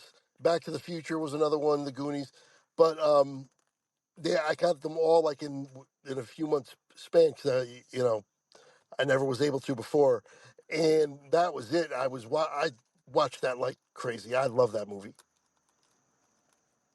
I love it. It's And my the number one. mascot, yeah, the mascot, the old man who's the mascot Oh, is great. dude, we got to talk about that guy. I got to find my He's notes been because around forever. where, Yeah, Jordan, did Max, you have this Pat, movie on Max. your list? Oh, go ahead. Go ahead, Jordan. Where is it? Where is this one on your list, I didn't if at have it all? on my list. Nope. Okay. Right on. And Yeah, this, yeah, just not. that's okay. I mean, that's yeah. This is a very specific kind of movie, and I love. I mean, my number one and two are both comedies because I love. I mean, I did 90 episodes of a comedy podcast that may or may not come back, and whether it does or not, it's one of my favorite things I've ever done in my life because I love comedy so much. So my number one and two are freaking comedies, and my only hesitation in saying Major League is the funniest movie on this list is because I had to consider Bull Durham. They're one and two for the funniest baseball movies of all time, and I don't think it's close. For me, anyway, personally. Um, this movie is incredible. The character you were talking about is the clown prince of baseball, Max Patkin. Yes, and they call him the Clown Prince of Baseball. That's his moniker. I mean, Hmm. that's what he was known as. This guy performed at minor league ballparks for something like 60 years. I mean, he is an all-time Yeah. legend in the history of baseball. I mean, he is unbelievable. By the way, he's from about an hour from where I live, Paoli, Philadelphia, which is just a little bit outside of Philly. So I guess maybe Wow. we know him around here even more, but I mean, he is a absolute legend. Yep. Susan He's in the Baseball Sarandon. Hall of Fame. Yes, he is. Yeah, I saw him. Yep. Yep. Yeah, the rest of the cast, of course, Tim Robbins and Kevin Costner, Susan Sarandon. Uh, just awesome. Oh, what's his face too? The guy who played Arliss. I always forget his name. Yeah, yeah. Robert Wall. Robert Wall. Yeah, he was so funny when he goes out to the mound and they're talking about what to get everybody for the wedding. And he's like, we got a bunch of things going on here. We need a live chicken to take the curse off of his glove. We need uh, he's having trouble breathing out of his left eyelid, and nobody seems to know what to get them for the wedding for a wedding gift. And he's Yeah. like, all right, we'll get some chicken on the way home. Uh, try to breathe out of try breathing out of your nose, and candlesticks always makes a nice gift. All right, let's go. And then he just walks off. Oh, that's awesome. That is awesome. Yeah, Uh, he's a quote machine in that I movie, man. yeah, oh yeah, I hold when he tells him to hold it like an egg. He's like, yeah, he's like, I held it like an egg. He's like, yeah, he scrambled the son of a bitch. Look at that. Yes. He hit the effing bull. That guy gets a free steak. Yes. Yes. Oh man. Man, I just love this movie. And the other person I wanted to mention in this movie is the radio announcer. Garland Bunting is his real name, Teddy in the movie, who's they have the fake hit sound. He would just wait to see what happened, and then he'd totally make it up on air. He'd tell you the truth, kind of, but he would do it without the help of actual sound. And he was a priceless dude. This Garland Bunting guy is unbelievable. He's just like a total sort of hick and just a one of a kind character, man. Oh yeah, the girl would have to tell him what happened. Remember, she wrote Yes. down double to left, and then he clacked the sticks together to sound like a bat, and then he Yep. had on cue a little bit of a crowd sound, and he would hit that, and then he'd be like double off the wall for so and so, whatever. Yes. Yes. It was priceless, man. Absolutely priceless. Yeah. And one of my favorite quotes too, the manager when he's talking about them lollygagging. Mm. Remember, he's like, I'm trying to be a nice guy, and Kevin Costner's like, they're kids, scare them. So he throws all the bats in the shower. He tells everybody to get in the get over there, and then he's like, "You guys, you lollygag around the infield. You lollygag around the outfield. You lollygag up to the plate. You know what that makes you?" And then the guy's Robert Wuhl's character's name is Larry, and he's like, "Larry," and he goes, "Lollygaggers." And then he's like, "What's our record, Larry?" He's like, 8-16. 8-16. How the hell did we ever win eight? Oh, I love it, man. That's so good. So good. I could Freaking go on awesome. and on. I know that movie inside out. Like I said, probably 25 times. I know I could probably quote almost every line in that movie. I know that movie inside and out. That is awesome. One of my favorite things in that movie is how Crash Davis is several times during the course of the movie tells the opposing batter what Nuka Lelouch is going to throw because he keeps waving him off. Yeah. Yep. And then towards the end, he finally gets it. He's like throwing a 2-hit shutout or something, and he shakes him off, and he uh, he he tells him, and then he comes out to the mound, and he's just like, "You told him what I was going to throw, right?" And he's like, "Yep," and then he just goes back. I think this is one of Kevin Costner's best performances of his career, and it's Costner's had a heck of a career, and I think this is one of his maybe his best. He's been in better. You can argue he's been in better movies, but and I wouldn't necessarily make that argument personally, but you can definitely argue it because he's been in Academy Award nominated movies, but. I think this is as good as he's ever been. Like he is natural in this movie. You believe his character 1,000%. I absolutely love his performance in this movie. Now, Jordan, you didn't put on the list. Did you actually? Have you ever seen this movie, Bull Durham? I have. I wasn't a fan of it. Oh, okay. Yeah, Yeah, that's fair enough. Yeah. it wasn't for me. Yeah, that's okay. Yeah. Are you familiar with Yeah, Max there's a Patkin? lot. Yeah, there's some spicy content and sex and nudity and stuff in it, but it's all rolled into the film of all about baseball. That's why I love it. No, I didn't have a problem with that. Yeah, It's right just there with me. you. I don't know. I didn't care for this stuff. I really didn't care for it. To me, which is weird because we're coming up on a movie. But like I don't know. I thought it was. I don't know. I just didn't think it was really good. I Yeah, like I said, I didn't really care for it as much. Yeah, that's fine. That's fine, man. Yeah. Yeah, totally. Totally. I love that we have a list that my number one movie you don't even like. That's great. Yeah. Yeah. That is great. All right. Are That you, was my before we move on from this one number. though, I got to know, are you familiar with Max Patkin other than from that movie, Jordan? Have you ever gone and checked him out? I've heard of him, but I haven't checked out his stuff. Go look up some Yeah, Max Patkin highlights. Okay. he's been around forever. He is the clown prince of baseball for a reason. He is made out of rubber.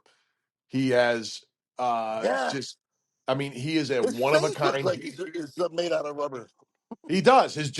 You look up a still shot, the still shot that comes up of him in the cat. If you just look up Bull Durham's cast, you get an idea right there. He's holding like 5 baseball bats and making a face, and it's hilarious. Yep, yep, yep. That's my number. I guess 6, right? No, 5. 5. That's my Yeah. number 5. Yep. Yep. And I'm pretty sure my number 5. Oh, no, no, no. We're actually to a movie that didn't get taken. All right. So Now, I'm going to guess that this didn't make either of your lists, but I'm a classic movie buff, and this one was one of my. I honestly, I watched this a long time ago, and then I rewatched it, and I had to put it on the list. And that is, where's my list? Here it is. Take Me Out to the Ball Game. Did this either on either of your radars, let alone lists? No, Jordan, I think I've heard of it, but I never saw it. right on. Uh, Jordan, I think it was on my honorable mention. Oh yeah, no. right on. Okay, I'm impressed it made it that far for you. That's great. That's great. So here's the deal with Take Me Out to the Ball Game. This was a Busby Berkeley movie, who is a classic director. Who, if you look up his IMDb, he directed like 100 movies. It's insane. He started in the silent era. He went all the way through to I think the 50s or so. Um, he directed 42nd Street. He directed one of my all-time favorite movies called Footlight Parade, which is a James Cagney movie. James Cagney is maybe my all-time favorite actor, and it is absolutely unbelievable. But this movie, holy crap, the cast, the top three people are all timers. If you like classic movies, you got Gene freaking Yeah. Kelly. Gene Kelly is the singing in the rain guy. Everybody knows about that. And he's that guy. He's the all-time, considered maybe the all-time greatest dancer in the history of cinema. And you see plenty of that in this movie. Yep. This is a musical, by the way. Go ahead. What were you saying? I was just agreeing with you about Gene Kelly. Yeah, I mean, before my time, but I know all about him. My grandparents and aunts and uncles and stuff, they all loved him. He was like one of their favorites. I love it. Yeah, he was one of those guys you heard about, and I didn't really get into classic movies until AMC came out, and then I got really into the old black and white era, anything before 1960 or so, and especially the 30s and the 40s is just there's some great magical stuff from You know, back then. Gene Kelly gets credit as for the story. I didn't know Story by that. Gene Kelly and Stanley Donen. I didn't Story know by that. Gene Kelly and Stanley Donen. Yep, crazy. That's cool. And then That is. you didn't get to him yet, but Frank Sinatra is also in this. Yep, that's where I was heading for sure. Sinatra, who, if you don't know who Frank Sinatra is, I don't know what to say about you. that means you're either Jordan's age or younger, or and Jordan knows his classic stuff, so I'm guessing he's at least heard of Frank Sinatra. But I've listened to he Frank Sinatra. is Yeah. one of the all-time great singers in the history of the music business, and was a heck of an actor too. And I didn't realize he was such a good dancer. I had no idea he hung there step for step with Gene Kelly, which is not easy. Um, the big third star of this show is Esther Williams. Now, I don't know if either of you guys know who Esther Williams is, but Esther Williams I was, do. and I know. Yeah, I definitely know her. right on. Jordan, do you know these people at all? Gene Kelly, Frank Sinatra, Esther Williams? I wouldn't be surprised if you didn't. So I don't know the director, but I do know Oh, Frank. Say that again, Jordan. Oh, I don't know the director, but I you do know became Frank a Sinatra. robot. Oh Oh, crap! Hold all on. right. Am I okay? There you are. Nah. I'm still getting him as a robot.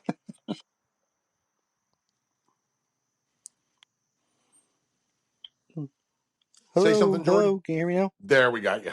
Hello. Okay. So anyway, let me reframe that since No, we're having technical difficulties and it's really annoying to the audience, I'm sure. Jordan, have you heard of Gene Kelly, Frank Sinatra, and/or Esther Williams?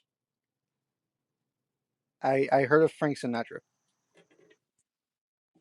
He's gone again. Oh, come on. You gotta hear me. Hello. Dang it. All right. Well, oh, we got you.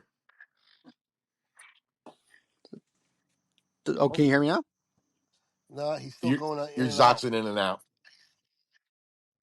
All right, let's move on from Jordan for a Oh minute. no. Jordan, see if you can move around or something, find a better spot, and let me just talk about this movie for a minute. So we'll check back with you in a minute or two. So Take Me Out of the Ball Game is a magical movie if you like old stuff. I'm not even a big musical guy in all honesty, but I love this movie because all the songs are bad. I mean, take me out to the ball game. The song is one of the key songs in the movie. They have a big song and dance routine to that. And Gene Kelly's so darn good. You just got to get into it, man. Esther Williams was a probably an Olympic level swimmer, but she was a contemporary of Johnny Weissmuller, who was an Olympian, who was the famous first or the most famous anyway Tarzan back in the day in the old Tarzan movie days. Um, she is responsible for the choreography and participating in some of the greatest swimming sequences in the history of cinema. Uh, just magical stuff. And these people put on one hell of a show, and it is just an incredible movie, man. They have a thing where it's they do a Tinker to Evers to Chance takeoff in this movie called O'Brien to Ryan to Goldberg. So they know their baseball, you know, and they pay homage to some of the great Yep. stuff in actual baseball. The dialogue, listen, the way they wrote movies back then, I mean, it was like listening to an Abbott and Costello routine for an hour and a half. It's incredible. It's snappy. It's Right. Right. funny. It's Yeah. just big bang boom. I mean, just absolutely Yep. amazing, man. Yep. Absolutely amazing. So let me pause and take a breath there and see if we have Jordan back. Are you back with us, bud? But I think so. Can you hear me? Yes, you're much Clear. I better got you now. clear. Awesome, Okay, I awesome. don't So know what happened. that's all right. We talked about it enough. It's probably really annoying. What about Gene Kelly, Frank Sinatra, Esther Williams? Are you familiar with any of them? I am familiar with Frank Sinatra. Right on. And that's the only Makes one I would sense. expect you to be familiar with at your Yeah, age. That's um, yeah, uh, yeah, Old blue, yeah. Frankie No, Blue I Eyes. was gonna Old say, Blue yeah, Eyes. yeah. yeah. I was gonna say if for me, I'm not like people my age. I actually kind of enjoy the old ones. Actually, growing up before my dad, um, actually got me in. Actually, even Craig, got me into like the '80s, '90s rock bands. Actually, one of my growing up, my favorite singer was actually Johnny Cash. Believe it or not. Oh, Oh, I love it. He's one of my makes all-time sense. favorites, man. That's great. Yeah. So, and then that's what obviously when I got older, my dad introduced me to Run DMC, Craig, and obviously introduced me to Aerosmith. And to be honest with you, that's all my playlists are old or classic rock guys. I don't listen to anyone of my generation. That's awesome. I love that you just said you have Johnny Cash, Run DMC, and Aerosmith on your playlist. That is awesome. What a wildly Yep. eclectic crew, and that's cool, man. I'm the same way. And obviously, I used to you talk know, about it. Go ahead, Jordan. no, go ahead. No, I was gonna say I was just gonna obviously I say I also used to talk have about how I had you know I was the only person that had Johnny Cash and P Funk in the same disc changer back when yeah six you know, CD disc changers were a thing. actually here's a weird story. To this day, even my parents don't know how it happened. But my first concert, I think I was like 5 or 6, maybe younger. Went to a Toby Keith concert because I got my. Usually it's the other way around. Usually, like the parents, you listen to their music because you're in the car, so you become a fan of them. I got my parents into Toby Keith, and the three of us cannot tell you how. Oh, that's so funny. I love Yep, it. we we What a we riot. don't know how that happened, but we've all three of us been a fan of him ever since. Can't tell you how Oh, I love it. I heard of him though. Were you drinking like your Wow. juice as a kid out of a red Solo cup? Yeah, maybe. Actually, you know what? Al? Actually, you know what, Al? When that song came out, we actually did. I'm not gonna I lie. love it, man. I love it. Oh, Oh, that's great. I just and before we move on and we're from this still one, I the just want party to give cup. you one example of the wait, say it again. I just said it's still the party club cup. oh, Oh, Yes, Yep. totally, man, totally. Yeah, that'll never. I mean, that's gonna last forever. Now, somebody be holding red Solo cups at parties in perpetuity. Oh, I love it. So I just want to give you one example of the dialogue in this movie before we move on. The Dennis Ryan character was Frank Sinatra, and Eddie O'Brien was Gene Kelly.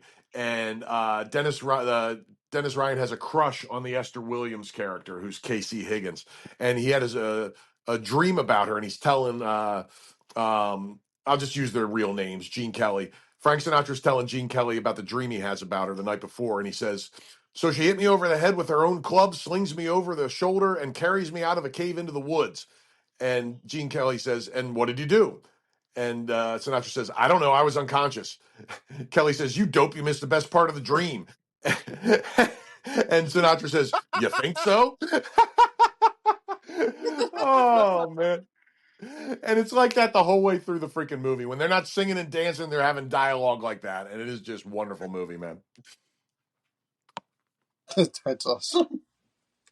So that's my number five. Take me out to the Fantastic. ball game. By the way, that was 1949. If I didn't say that, Wow. Yeah, that was a long time ago. no doubt, no doubt. Yeah. Oh. So All we right. on Jordan's 4. Yeah, Jordan, you're My four. four was taken. My four was taken. I had Major League. All right on. Okay, Right. My 4 was taken because I had Sandlot. Okay. Well, shoot, I got two back to back because I went old school again. And I'm curious if this made either. I know you guys have heard of this movie for sure because I remember Craig at least talking about it. And at one point, I think it came up somehow in one of our conversations, whether it was on the pod or off air. I can't remember. But and I had never seen it, but I watched it in prep for this, and I fell in love with it. And that is The Pride of the Yankees with Gary Cooper. Oh yeah, Did this make either of your lists or honorable yeah. That's mentions? made my honorable mention for sure. Nice, nice. I mean, I've seen it, but I saw it once a long time ago, and probably should have watched it again.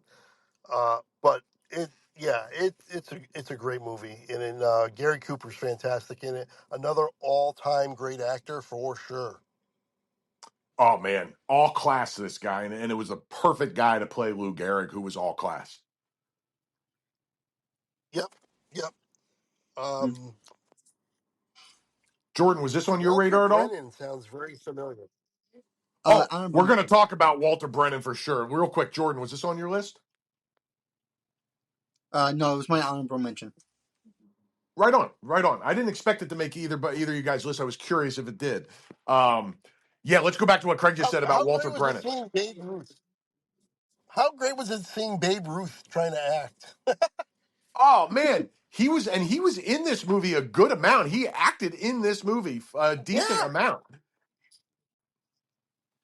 Yep, he was in it. Yeah, he wasn't awful either. He was. I've seen plenty. I mean, I've seen a lot of athletes be a lot worse than Babe Ruth was in this movie, no doubt about it. And he was No, but not it's far not from death. surprising though. Right. But it's not surprising though because he was such a character that acting probably came natural to him. Yeah, no doubt, no doubt. Yeah, this was But this yeah, was Gary Cooper is Gary, just all time great. Okay, go ahead. Go ahead. right on, right on. Very cool. So yeah, Gary Cooper, like you said, all time great actor. He was, I mean, perfect guy to play Lou Gehrig. Um, Teresa Wright played his wife, Eleanor Gehrig, who, and the love story between them is awesome. I'm not a big love. Usually, I'd knock points off of movies for love stories. I'm not a big love story guy at all. Even if it's done well, I usually don't like it. But this one was awesome. She was great. When you get to the part where you know Lou's getting the disease that becomes known as Lou Gehrig's disease. He doesn't want to tell her, but she figures it out anyway. She doesn't let on that she knows, and the way they go about presenting it in the movie is just heartbreaking and beautiful. It's just one of the best love stories I've ever seen in a movie. I knocked down The Natural because of its love story. I knocked this up because of its love story. You have another thing. You have uh, two Hall of Famers in this movie because Bill Dickey, the catcher, is in this movie too. He's not in it as much as Ruth, but he's in it, and there's a awesome scene in this movie where they're representing his last season or two when the disease is starting to kick in, and I guess it started to affect him towards his second to last season, and then he retires about 9 or 10 games, I think it is, into his final season. No more. He doesn't play any more than 20 games in that last season before he retires and gives the speech that we all know. Um, but the scene, oh man, it is awesome. Where Garrick has a rough day, he makes an error, and some young jackass on the team, they don't specify who it is, gets into the locker room. They're all in the locker room before Garrick makes it off the field, and he's going off about how the old man is messing up and screwing up their chances to win, and how he needs to just sit his ass down. They have Bill Dickey, the Hall of Famer, play the guy who goes up and he knocks his ass out. Nice. Yes. And I Yes. loved it. Yes, I Absolutely. remember that now. Yes. You remember that, Craig? Yes, now I remember. Yeah. Freaking beautiful, man. And it gets even more beautiful when Gehrig walks in after it happens. They all pretend nothing happened. And Gehrig sits down, and then he's trying to get his cleats off, and he falls over in a fit of whatever the disease does to you. And in just the stoic old school thing, the whole locker room pretends nothing happened. They just let him pick himself up. It's almost disturbing, but it's also kind of old man's, like old generation stoicism, beautiful, where they just ignore it and let him maintain his dignity. In a way, it was just. I mean, if you don't cry 10 times while you watch this movie, you're not human to me. And it was just unbelievable, absolutely unbelievable the way they did this. It had 11, not even close, the leader in the clubhouse for Academy Award nominations on my list. 11 Academy Award nominations, including Best Actor, Best Actress, Best Picture. It only had one win for editing of all things, but it could have won a lot more. But 11 nominations, unbelievable. Man, I mean, just incredible, just absolutely incredible movie. I can't overstate it enough. The director was a guy named Sam Wood, who directed some of the Marx Brothers' greatest movies: A Day at the Opera, A Day at the Races, and just for a movie called For Whom the Bell Tolls, which Metallica named a song after 50 years later.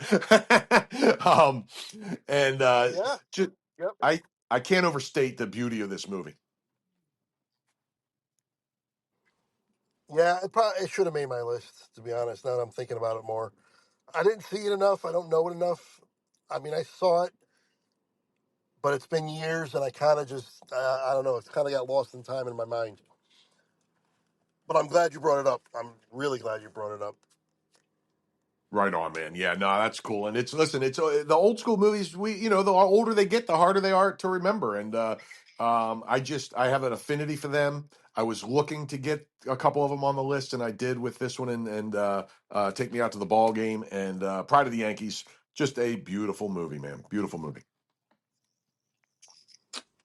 No, Totally it agree. is. It's a good one. Okay, so that All was right, your what what? was that? That was your four. That was my number 4. So Jordan, do you have a 3 left? No, so my three was taken. That was Bad News Bears. Craig? Okay, my three, I bet is probably not on either of your lists. It might be, but I thoroughly enjoyed it because I learned a lot from it. Assuming it's true, everything that's in this movie. But it is 61. One of my honorable mentions, and I really like that movie. Yeah, I same. love the way they yeah, I love the way they did this whole thing, but I learned a lot about what Garrick went through with the press and everything, and the fact that he lost his hair, his hair was falling out. He was so stressed. I didn't know that. The fact that he bunted and won the game, and he got criticized in the media for it, for bunting, because he Yeah, was that's in the home crazy. run chase. Crazy. Yeah, like craziness. And the fact, the big thing was you're going to let some 260 hitter break Babe's all time record. And Yeah, dude. yeah, I love the actor who played him too. The guy who played Roger Maris. I always forget Barry his name. Pepper. I love that guy. I bring And him up then, every time I can. yep, Barry Pepper, Barry Pepper. He's awesome. yep. And then Thomas Jane as Mickey Mantle was perfect. Was a great choice. And then Absolutely. also the fact that that infection that Mantle had on his hip, the way they depicted it in the movie, that thing was like life threatening. That was horrible. It was disgusting. Yes. Yeah. And just. Yes. But anyway, Billy Crystal, big Yankee fan, so of course he really did it as best he could and really depicted it in a way that I learned a lot from it. Of course, I know the baseball side of things, the story, but all the other stuff that I learned, I really appreciate. And it's about my team and the 61 chase, and just awesome. And the official title is 61 with the asterisks on it, because remember, there was a lot of years. I don't think it was until like the 80s that they took the asterisk off. It was 61 was the official home run record with the asterisk, because they did it in 162 games and Babe did it in 154. Yep. Yep. I Oh, always thought that 160 was and 154. ridiculous. Yes. And I'm with you. And Yep, I and under. they kept it. I think it was like 84 or 85 they finally took it off. interesting. Yeah, I always thought that was ridiculous. I don't know the year. I could be wrong on that. I can actually. I'll look that up if you guys Jordan, want. go ahead if you have anything to say about this while You said he's it was. looking that up. Yeah. No, yeah, just like you guys said, it's a great movie. It's about, like history being made. Like Craig said, regardless if it's true or not. But yeah, no, it's a great, um, movie. I like everyone that was involved with it. It's a phenomenal movie. I would recommend it to anybody. It's it's very good. Oh, it wasn't removed until 1991. Wow. Jeez. That's exactly Faye, 30 years after he Faye, did it. Faye, yeah, Faye Vincent, the commissioner, then removed it. Man. Yeah, Huh.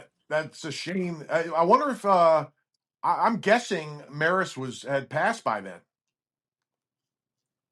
Um, you're probably right. I'll get you that in a Yeah, he second died in too. Hold on. 1985. He died in 1985, so he never got to see Yeah, it so he did. removed. So he. Yep. Terrible. Yeah. Yeah, that's a shame. That's a shame. But anyway, Yeah, I thoroughly enjoyed that movie. Again, probably because it's my team.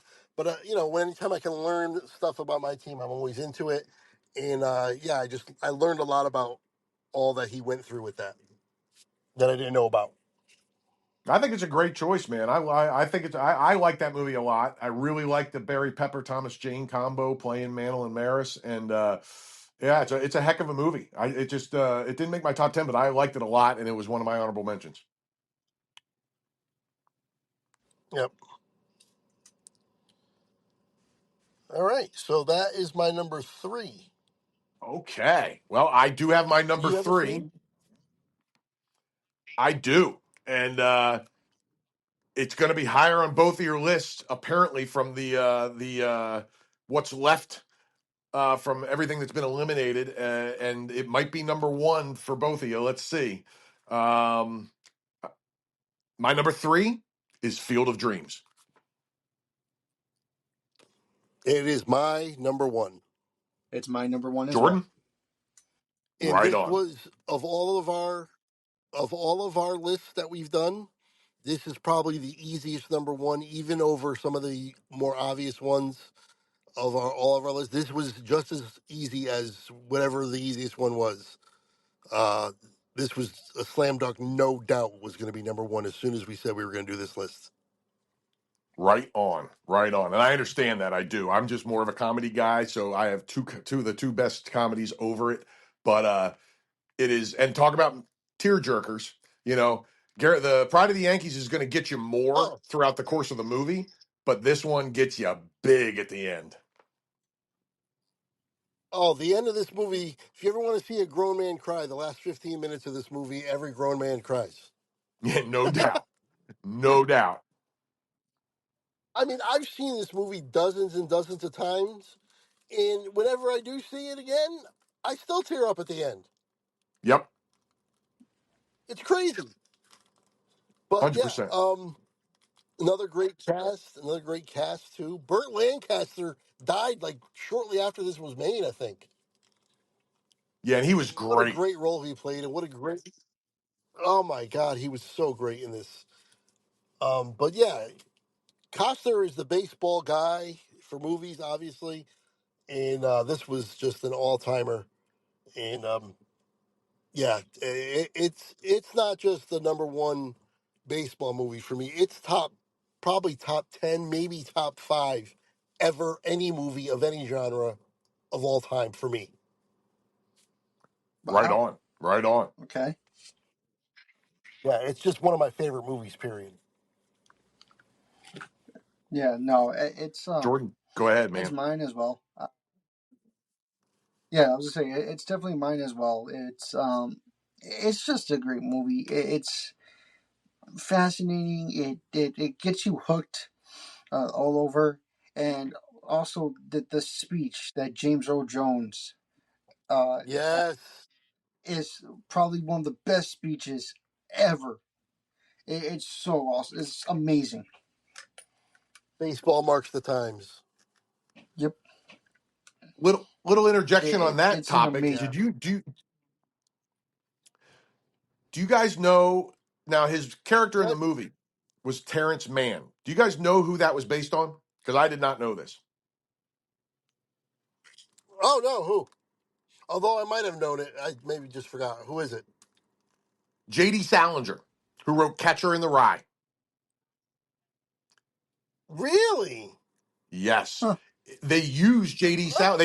They were going to have him be the character was going to be JD Salinger, but JD Salinger got caught wind of it, and just like the character James Earl Jones would have done early in the movie, Salinger threatened to sue them, and they had to drop it and make up a fake character. We got a learning disability here. Yeah. When he keeps coming back and ringing the doorbell. Oh man, so funny, This is so another one funny. I've seen so many times. I, I probably saw this 30 times. Like I've seen this so many times. So Yeah, funny. it's got a little bit of comedy in it. It's got some fantasy, some sci-fi, even because he goes back in time. Um, yeah, and it's just an interesting story and just so cool, so cool. Yeah. No, I agree. Yep, It's a fantastic movie. it So really that is. was your number three, and my number one. Yeah, man. Yeah, the two quotes from this movie. When Costner's dad appears at the end, he says, "Is this heaven?" And Costner goes, "It's Iowa." Which Right. they Well, he run that said that theme earlier of in the movie too. exactly. They run that theme throughout the movie, and it's just it. By the time he uses it with his dad, you're just dying. You know what I mean? And the other one that I Yeah, loved. because Oh, go ahead. earlier in the Sorry. movie, Ray Liotta asked him. Yeah, earlier in the movie, Ray Liotta asked him, "Is this heaven?" He said, "It's Iowa." Exactly. Exactly. But Yeah, they then when set his it up. dad asked, he says, "It's I." Yeah, and then his dad asks, he says, "It's Iowa," and then he turns and he sees like his family on the porch, and then he's like, "Maybe this is heaven." Yeah, totally, man. Totally. Totally. That's good stuff, man. That is good stuff. And when even his wife thinks he's nuts for a little while in the beginning, and then she sees Shoeless Joe after the first visit, and and Costner looks at her and goes, "We're keeping this field." And she goes, "You bet your ass we are." And this was after fighting him over it for 20 minutes of movie time. You know? Yeah, yeah, Yep. and some people watch it and don't catch that the cars are coming at the end. That's a big plot point. I don't know what they're looking Yeah. at if they didn't catch that. Yeah. Yeah, Yep. I mean, most people do. but some people don't. They don't No, realize it. there's always morons out there And for I sure. found out about that. Yeah, I found out about that. What they did was the nearby town or whatever, or the town that it's in or whatever, the surrounding area, they sent out flyers to everybody to just come on this road and put your headlights on. I'm not sure if they said high beams or not, but put your headlights on and form a line for, for an hour or whatever they wanted them to do, and then you can leave again, and you can go back home. But No way. and that's who turned out. So they did not know how many cars were going to show up, but that's how they got those. That's how they got those the line. Oh, that's so cool. Wow. It's just That's just regular people putting the how. Yeah, that's That's really awesome. cool. That is really cool. That's cool. So you could just be for the rest of your yeah. And life, if you you're could be one of like, those hey, that's people, my you could be headlights. yeah, or I'm one of those headlights in that crowd right there. That's awesome. Yep, it's Right. just regular people who they've sent a flyer out. That's so cool. That's awesome. That's So awesome. there you go. That's your number three and my number one, and Jordan's number one, right? Yep. Yep. And by the way, 3 Academy So I Award got a nominations feeling I for know that what your movie. number. So I got a feeling your number two, no, or one, probably your number one is going to be my number two. Well, let's find out. So who are we on? Jordan's number Well, 2, it We're would on be. Jordan. You're number two, right? my number 2 was A League of Their Own. Okay. And my number 2 was Major So League. Jordan didn't put this on his list, I don't think I did either because my number 2 and right? 1 are already And my taken. number two. Oh, that's right. We talked. That's right. I'm sorry. We talked about this, but we never. I don't know if we decided. And I said I don't care if it's technically a baseball movie or not. I was going to put it on there, and it's my number two because it is one of the best comedies ever, and that's Naked Gun. Oh, that's right. Oh, Yes. okay. I just put it in. Yep. I put it as an honorable mention because I wanted to get other movies on there. I don't think of it as a baseball movie the same way I don't think of Die Hard as a Christmas movie, but I understand the other side of it. So I'm 100% cool with it. And it's one of my all time favorite movies. Yeah, So let's get and into I'm it. on the yeah, and I'm on the other side of the Die Hard thing too because it is a Christmas movie. Right Um, on. but yeah, but Naked Gun. I mean, first of all, as a comedy, one of the best comedies of all time. Period. Stop. There's no. If you don't agree with that, you have no sense of humor. First of all, and there's a quite a baseball element in it at the end for sure. And when they start announcing all the announcers for the game, I can't stop laughing with with Dr. Joyce Brothers, and Oh, yeah, man. it's so ridiculous. And Reggie Jackson's in the movie, Yeah. and They yeah, he's turned him got the into a walk. robot. Yeah, I must kill the queen. Yes. Reggie. Yeah, so I mean, it is just a great movie, regardless of the baseball content. But there's enough of it in there, and it's important enough within the movie that I think it could be on this list and be valid. And if it is on this list, and I love it so much, it's got to be high on the list, and that's why it's my number two. I totally get it, man. Absolutely. Absolutely. Yeah, it's a great movie. I mean, it's one of my all time favorite movies. So I will not argue getting to talk about it at all. And for the record, the new one does not have a baseball element to it. The one with Liam Neeson that just came out, pretty funny though. It's You pretty couldn't, good. They nail it in terms of how quick all the jokes are. It's just one after another. There's never a point in it where it's serious. Kind of like the first Naked Gun, where it's never serious at any point. Really, it's just one ridiculous thing after another, and that's what the new movie is as well. So they got that part of it right, and I thoroughly enjoyed it. I laughed my ass off. that's cool, man. That's cool. And I can respect that, but you couldn't pay me to watch it. There are certain movies that I What? just refuse to watch remakes of, and that's one of them. Really? Oh, What's yeah. that? I like it too. I like it so much that I had to see it. But Yeah, see, I like it so much I won't watch another version of it. That's with different takes Okay, on the that makes same sense. concept. You know what I mean? Yep, But yep, yep. no, I was gonna say What did it's you not. think, Jordan? No, I was gonna say it's not really like people call it a remake, but it's really not because they also call him Junior, so it's more like he's his son when he just takes over. Like I know Yeah, it's more like a sequel. yeah, than it is a remake. Yeah, See, it's now definitely if more they like a had presented sequel. it like that, I would have watched it already. And you guys telling me that, I might actually watch it now. Yeah, he's Frank Drebin Jr. And the other guy is the captain's son as well. The Oh, other that's guy that's in the cool. movie, his partner there. Yeah, and then they also have a black guy in it, and he's supposed to be OJ's son, but he denies it the whole time. Oh, that's great. That's great. They got all these guys lined up. They have all these guys lined up looking at their father's photos, and Liam Neeson's there, and the other guy, and then they all start crying, and then they cut to him, and he's looking at OJ's photo, and he just completely breaks the fourth wall, looks at the camera, and just goes, "Nah." That's hilarious. It's it's witty as hell, and there's a lot of funny stuff in it. And yeah, if they presented it like that, then I probably would have seen it. But yes, it is more of a sequel than a remake because he's Frank. They distinctly say what that he's Junior, and they distinctly acknowledge the characters of the first the franchise from earlier for sure. That's cool. That makes me much more inclined to watch it. Because Yeah, otherwise, I would yeah. never would have watched I it thought it if was I. funny. Jordan, oh, go ahead.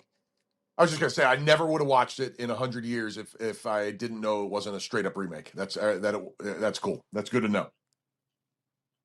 Yeah, Jordan, did you see it? Um, no, I've Uh, seen I've seen clips of it in there, but I know, but like but like when I watched the trailer, it did when once he says he's a junior, I kind of knew it was more of a sequel than a remake. yeah, it's worth it.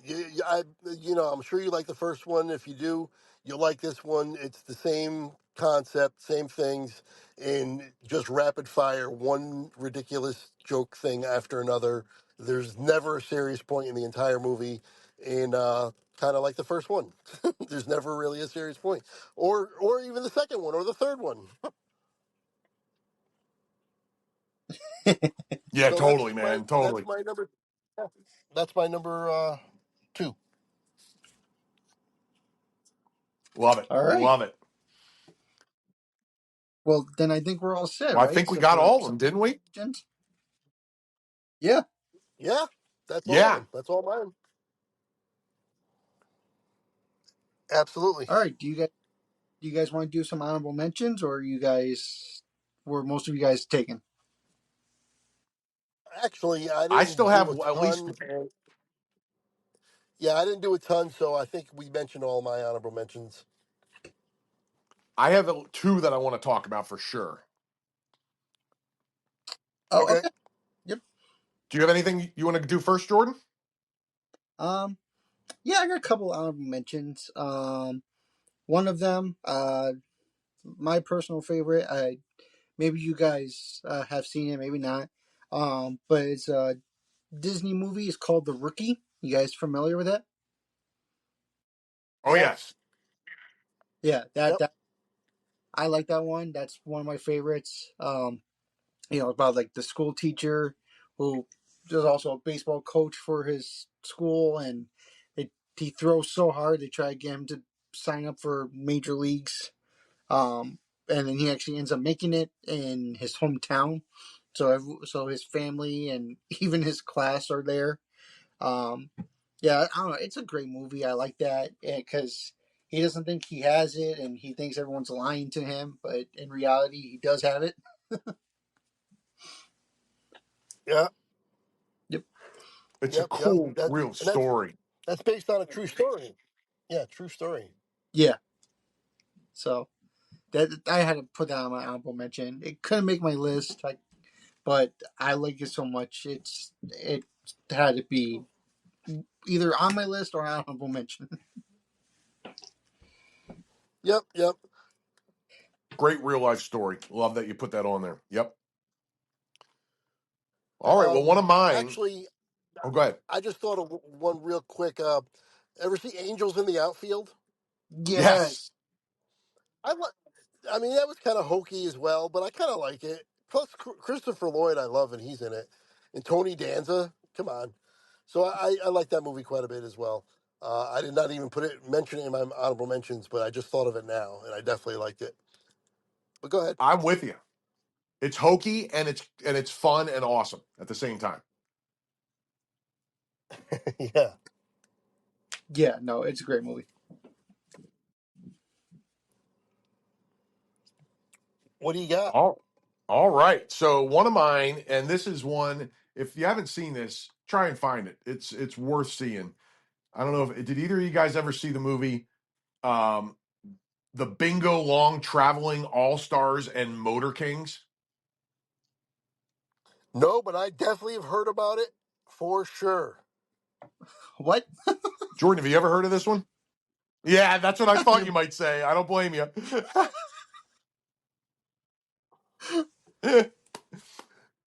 So this was a movie from 1976 about the Negro League days, and it stars Billy D. Williams. That's right, Lando Calrissian. Uh, James Earl Jones. So you have Lando Calrissian and Darth Vader in the same movie, which is freaking awesome.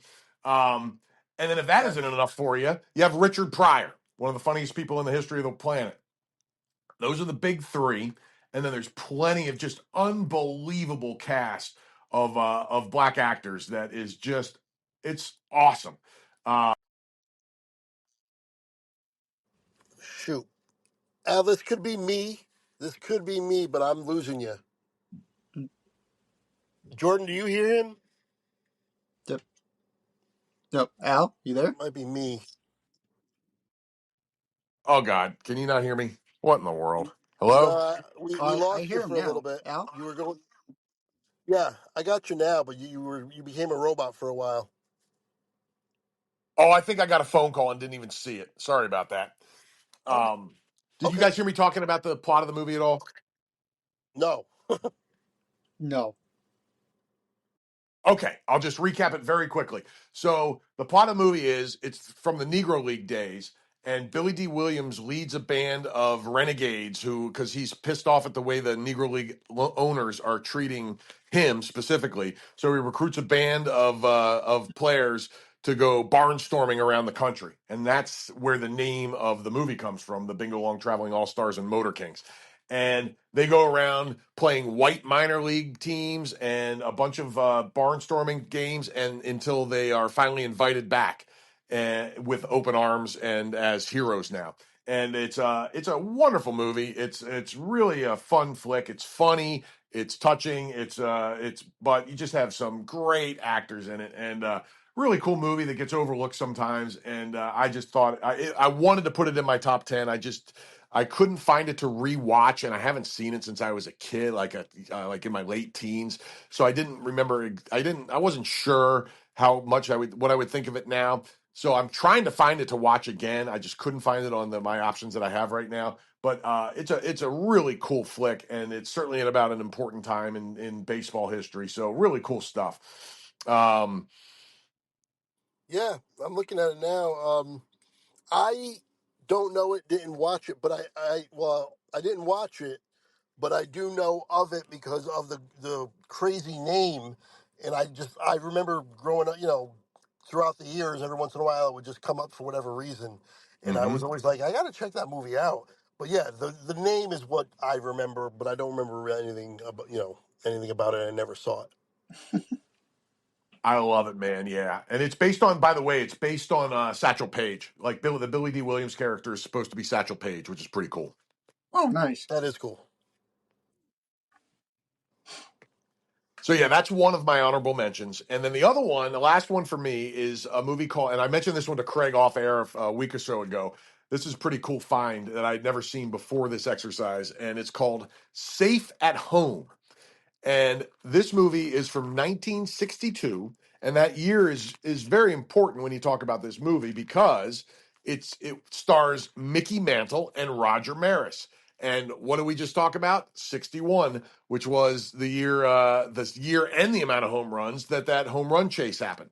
So the year after that happened, they made a movie called Safe at Home starring Mickey Mantle and Roger Maris. And it also had Whitey Ford and Ralph Houck, who were legendary Yankee figures. And it's a cute little movie, man. It's kind of a kid movie. The star of the movie is a 10-year-old kid.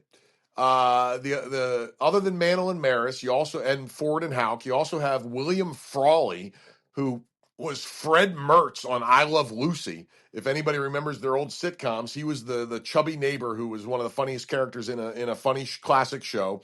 Um, the other things of note, and this is I mentioned this to Craig, and he didn't remember this. This is just a slight different in our ages.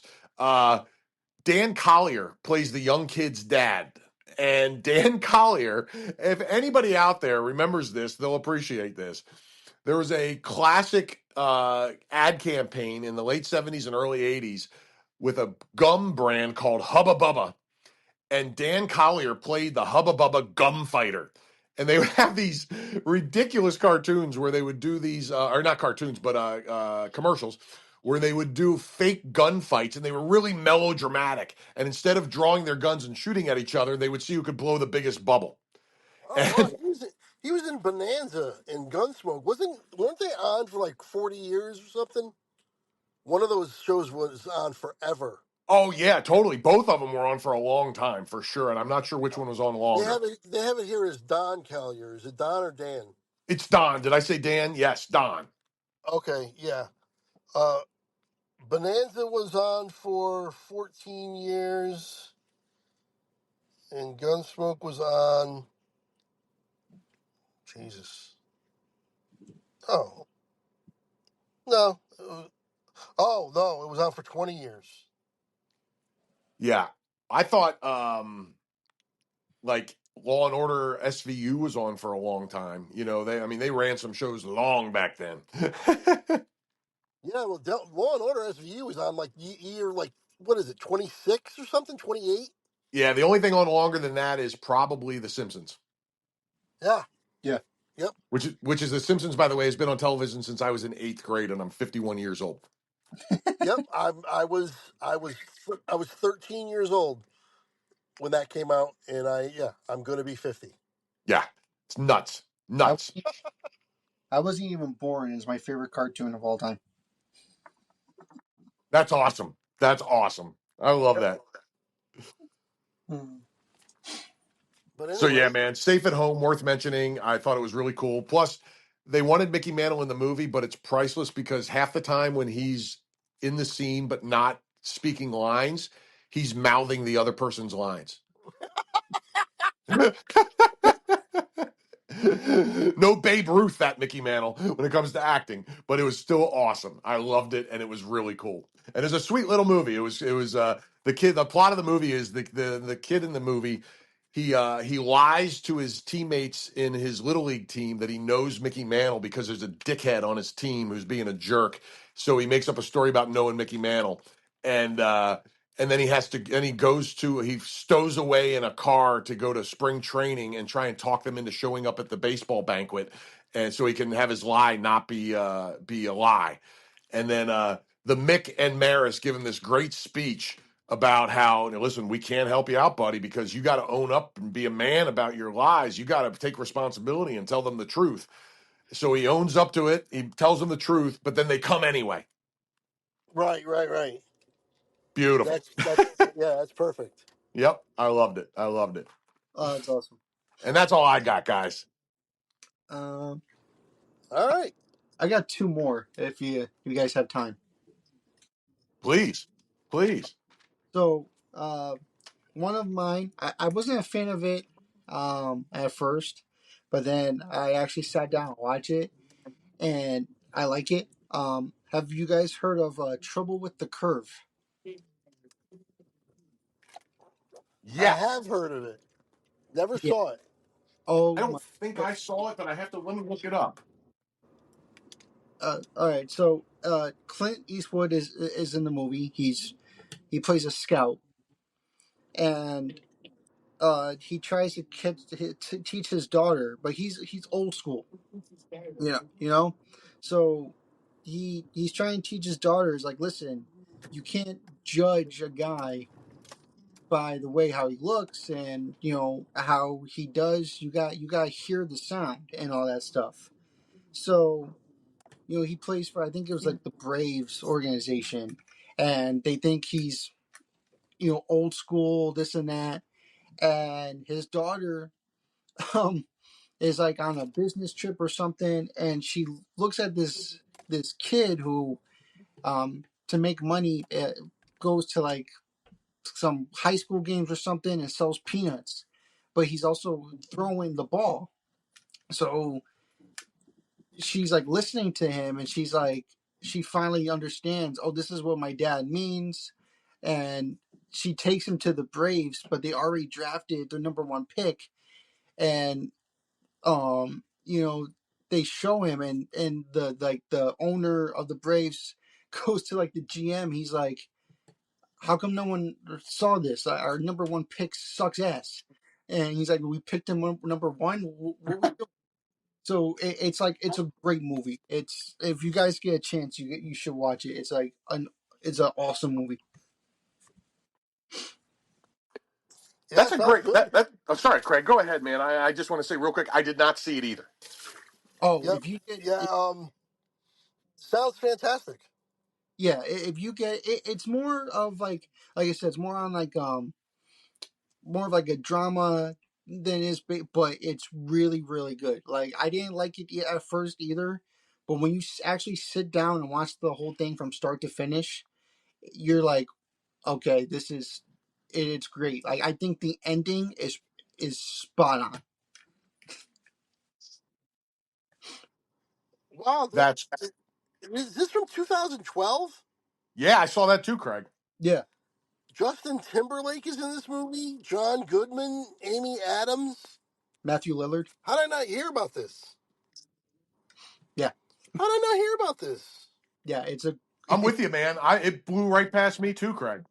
yeah. I just saw it Hmm. maybe like a year or two ago. It's a fantastic. It's a great movie. I'm glad you brought this up because I'm going to watch this now for sure. And Matthew Lillard, that's the kid who's the greatest Shaggy of all time, right? Oh yeah, Yeah. and I still think of him as the guy from Scream.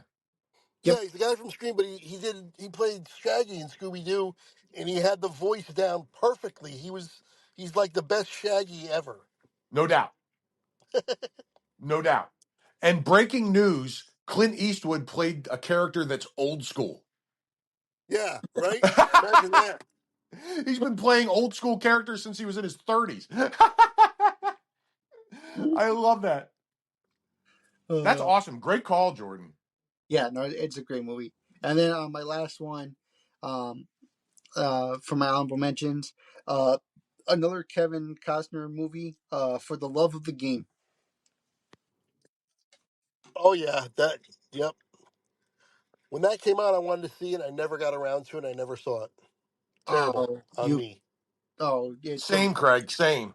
it's a fantastic movie. It's it, it's it reminds me of Bull Durham, but for whatever reason, I like this movie more than Bull Durham. If you're into like rom com, like it goes to baseball and then goes to about his life, but it's a fantastic movie. I think it's Kevin Costner, John C. Riley is in it, J.K. Simmons. I think they actually got Vince Scully to be the announcer in this movie. Nice. Yeah, it's a good movie. Oh, Kelly Preston is in it too. Yep. Kelly Preston. She's a honey of an owl, but she passed away, didn't she? Didn't she have breast cancer? I think she did. Yeah, she passed away. Damn, she was young. Yeah, Oh but wow, I didn't know that. Wow, holy mackerel. John C. Riley. yep. Oh, so good. And Brian Cox, the guy from Succession, the older guy. Great actor. Yeah. So yeah, I'm on board with this one too. I wanted to see this anyway when it came out, and I just never got around to it. I'm definitely gonna make sure to go back and watch it for sure. Yeah, it's a great movie. I won't tell you about that one just because it's a very good movie. If anyone hasn't seen it, please go watch it. I think it's it's just phenomenal how that story is.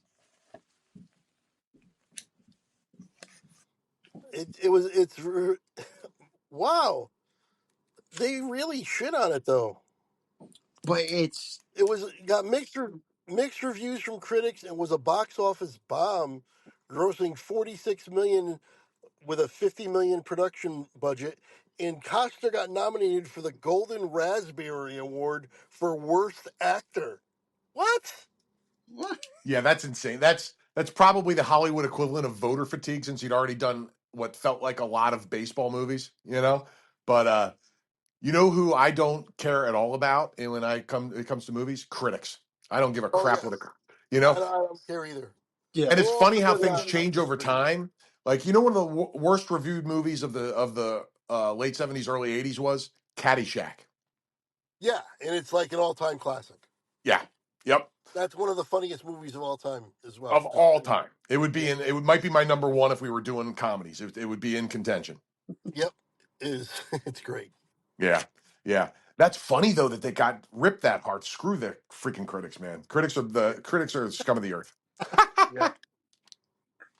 Uh, well, all right. I Well, love it. Great call. Good stuff. Those are two movies I'm going to go back and see, Jordan. Good stuff. yeah. Definitely let me know when you get a chance because I like I said, Trouble with the Curve. Like I said, at first didn't really care, but once I sat down and watched it from start to finish, I fell in love with that movie. That's awesome. Ah, all right. Well, Yeah, I'm gonna give me about a month to want to watch a baseball movie again, and then I'm gonna dive right in. uh, I'm the same way. Yeah, Jordan and I were talking off air, Craig. We in prepping for this, I think we watched a combined roughly about 45 baseball movies. Jeez, Jordan said 25. I said about 15 to 20, and I think I'm closer to 20. that's all right. And I Yeah, loved it. I absolutely loved it. I just hit fatigue halfway through. I hit a wall that I pushed through and started enjoying it again. But I was halfway through Eight Men Out, which none of us mentioned Eight Men Out, by the way, which is a very good movie. But I refuse to put it on the list because I can't stand the subject matter. It grosses me out to think about the cheating aspect and how they screwed over Shoeless Joe and some of the other guys. Yeah, yep. yeah. Oh, all All right. right, well that's our list then, right? We're all set. We Yeah, did it, guys. That was fun. that was That was a blast. a lot of fun. I enjoy that. Um, Now here's the thing, because I'm actually looking. If we do what the 2 weeks like we usually do, it'll be like the 26th before we do a new one. Do we want to do that, or do we want to Did I wait? lose you guys? I hear you, Craig. I lost Jordan mid sentence. Oh, I'm Yeah, sorry. me too. Can you guys hear me now? Oh, he's back. Sorry. Yep. No, Ah, I was gotcha. saying, do No, you he's guys gone want to again. do the 2 weeks for the next one, or what? Hello? Hello? You're going in I and got you, out. bud. Oh, oh man. Oh, hold on. Let me see if I can get up and walk around with my. All right. How about now? Can you hear me? Yes. I got you loud and clear. Okay. Okay. I was saying, do you guys want to do the same the 2 weeks for the next one, or do you guys prefer to wait um when the playoffs Well, start? what do we have for a topic next? Well, one I actually kind of did it into two parts. Um, but one I was thinking about doing was like best single seasons, but for a hitter, like who had the best single seasons, as like for hitters. I would be cool with that. And what was the other one you were thinking of? Well, Best the single also season the for other pitcher. one was yeah. I just put best single seasons, but then I'm like, oh wait, that doesn't sound that doesn't sound good. So I'm like, let me just split it into two, or uh Oh, that makes sense. Duh, yeah. yeah, or Yeah, other ones I that have. works. But I mean, we kind of okay. So we will do hitter, and then next time we'll do pitcher. Yeah. Count me in. Also, we're gonna need a baseball podcast on mine for the end of the season for all the awards and everything and all our predictions that we made at the beginning of the year. If I can dig that out, by the way. Oh, Yeah, anyway, yeah, I'm down for that too. Yeah, I gotta find that. To be honest, I have. yeah, we I could. choose. I hope I can find it. Now that I'm thinking about it. I have no idea where that is, but I'll find it before the end of the season. I should be able to anyway. If you can't, let me know. I'll listen to the episode and write it down. Yeah, that's true. Yeah, we can just do that if we need to. All right, yeah, that works. Couple weeks we'll do that, and then right around probably that All same right, time, a so we'll couple weeks do. we'll do Awesome, the end dude. of the season one. Perfect. Yeah, that sounds good for me. I think we lost. Oh, okay. All righty. Well, guys, it is 6 o'clock. I got to get All going, right. so I'm going to sign off right now. If that's all right. Okay. Hello. Good Yeah. stuff, Craig. Always good talking to you, my man. All right. Good talking to you guys. Great fun, and yeah, we'll be back in a couple weeks for another list, and then the end of the season stuff. See you later. Excellent. Looking forward to it. Yep. Awesome. Sounds good. Oh, he just left. Okay. So for anyone listening, once again, thank you for joining us. This one was a lot of fun, despite the technical issues that we are having with this one that we have. Um, but before we sign off, Al, you got anything to add at all? I don't think so, man. Other than just to say thank you as always. I love doing these lists. This one was really fun. This was I really enjoyed doing this, and I did. We both did our homework, which I love. That homework was watching baseball movies. That was awesome. So thank you for having me, and can't wait for the next one. All right. Well, yeah. Thank you for joining me as always. Also for any listeners out there who are also football fans, go check out Craig and Al's pod where they do football. They do 2 podcasts a week. They do a preview and a review. They do a lot of stuff on that with football season now starting. So go check that out. A lot of fun. They know more than I do, so I can't really elaborate more on that. But they do hold themselves accountable, so that's one thing that uh, they do. And by the way, since you brought it up, I want to say your dad, while not on the podcast because of his work schedule, he made his debut making picks in week one and killed me and Craig and went 14-2. So welcome to the pod, and I'm calling him the Datacorn since you're the unicorn. That's awesome. Uh, all right, well, yeah, go check that. And, wow, well. My dad knows his stuff, so he knows a lot.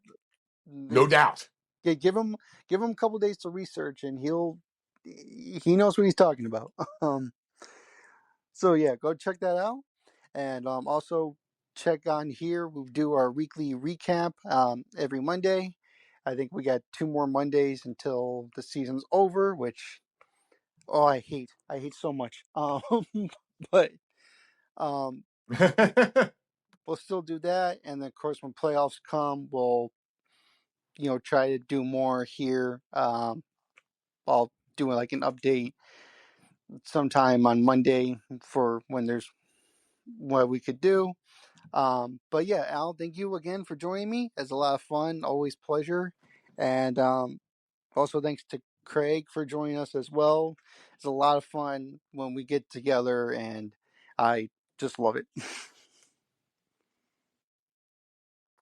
Back at you, my man. I'm right there with you. I really appreciate it, and thanks to anybody checking this out. And I'll see you guys next time. I appreciate it, Craig. Or I mean, Jordan. Sorry. Whoops. It's okay.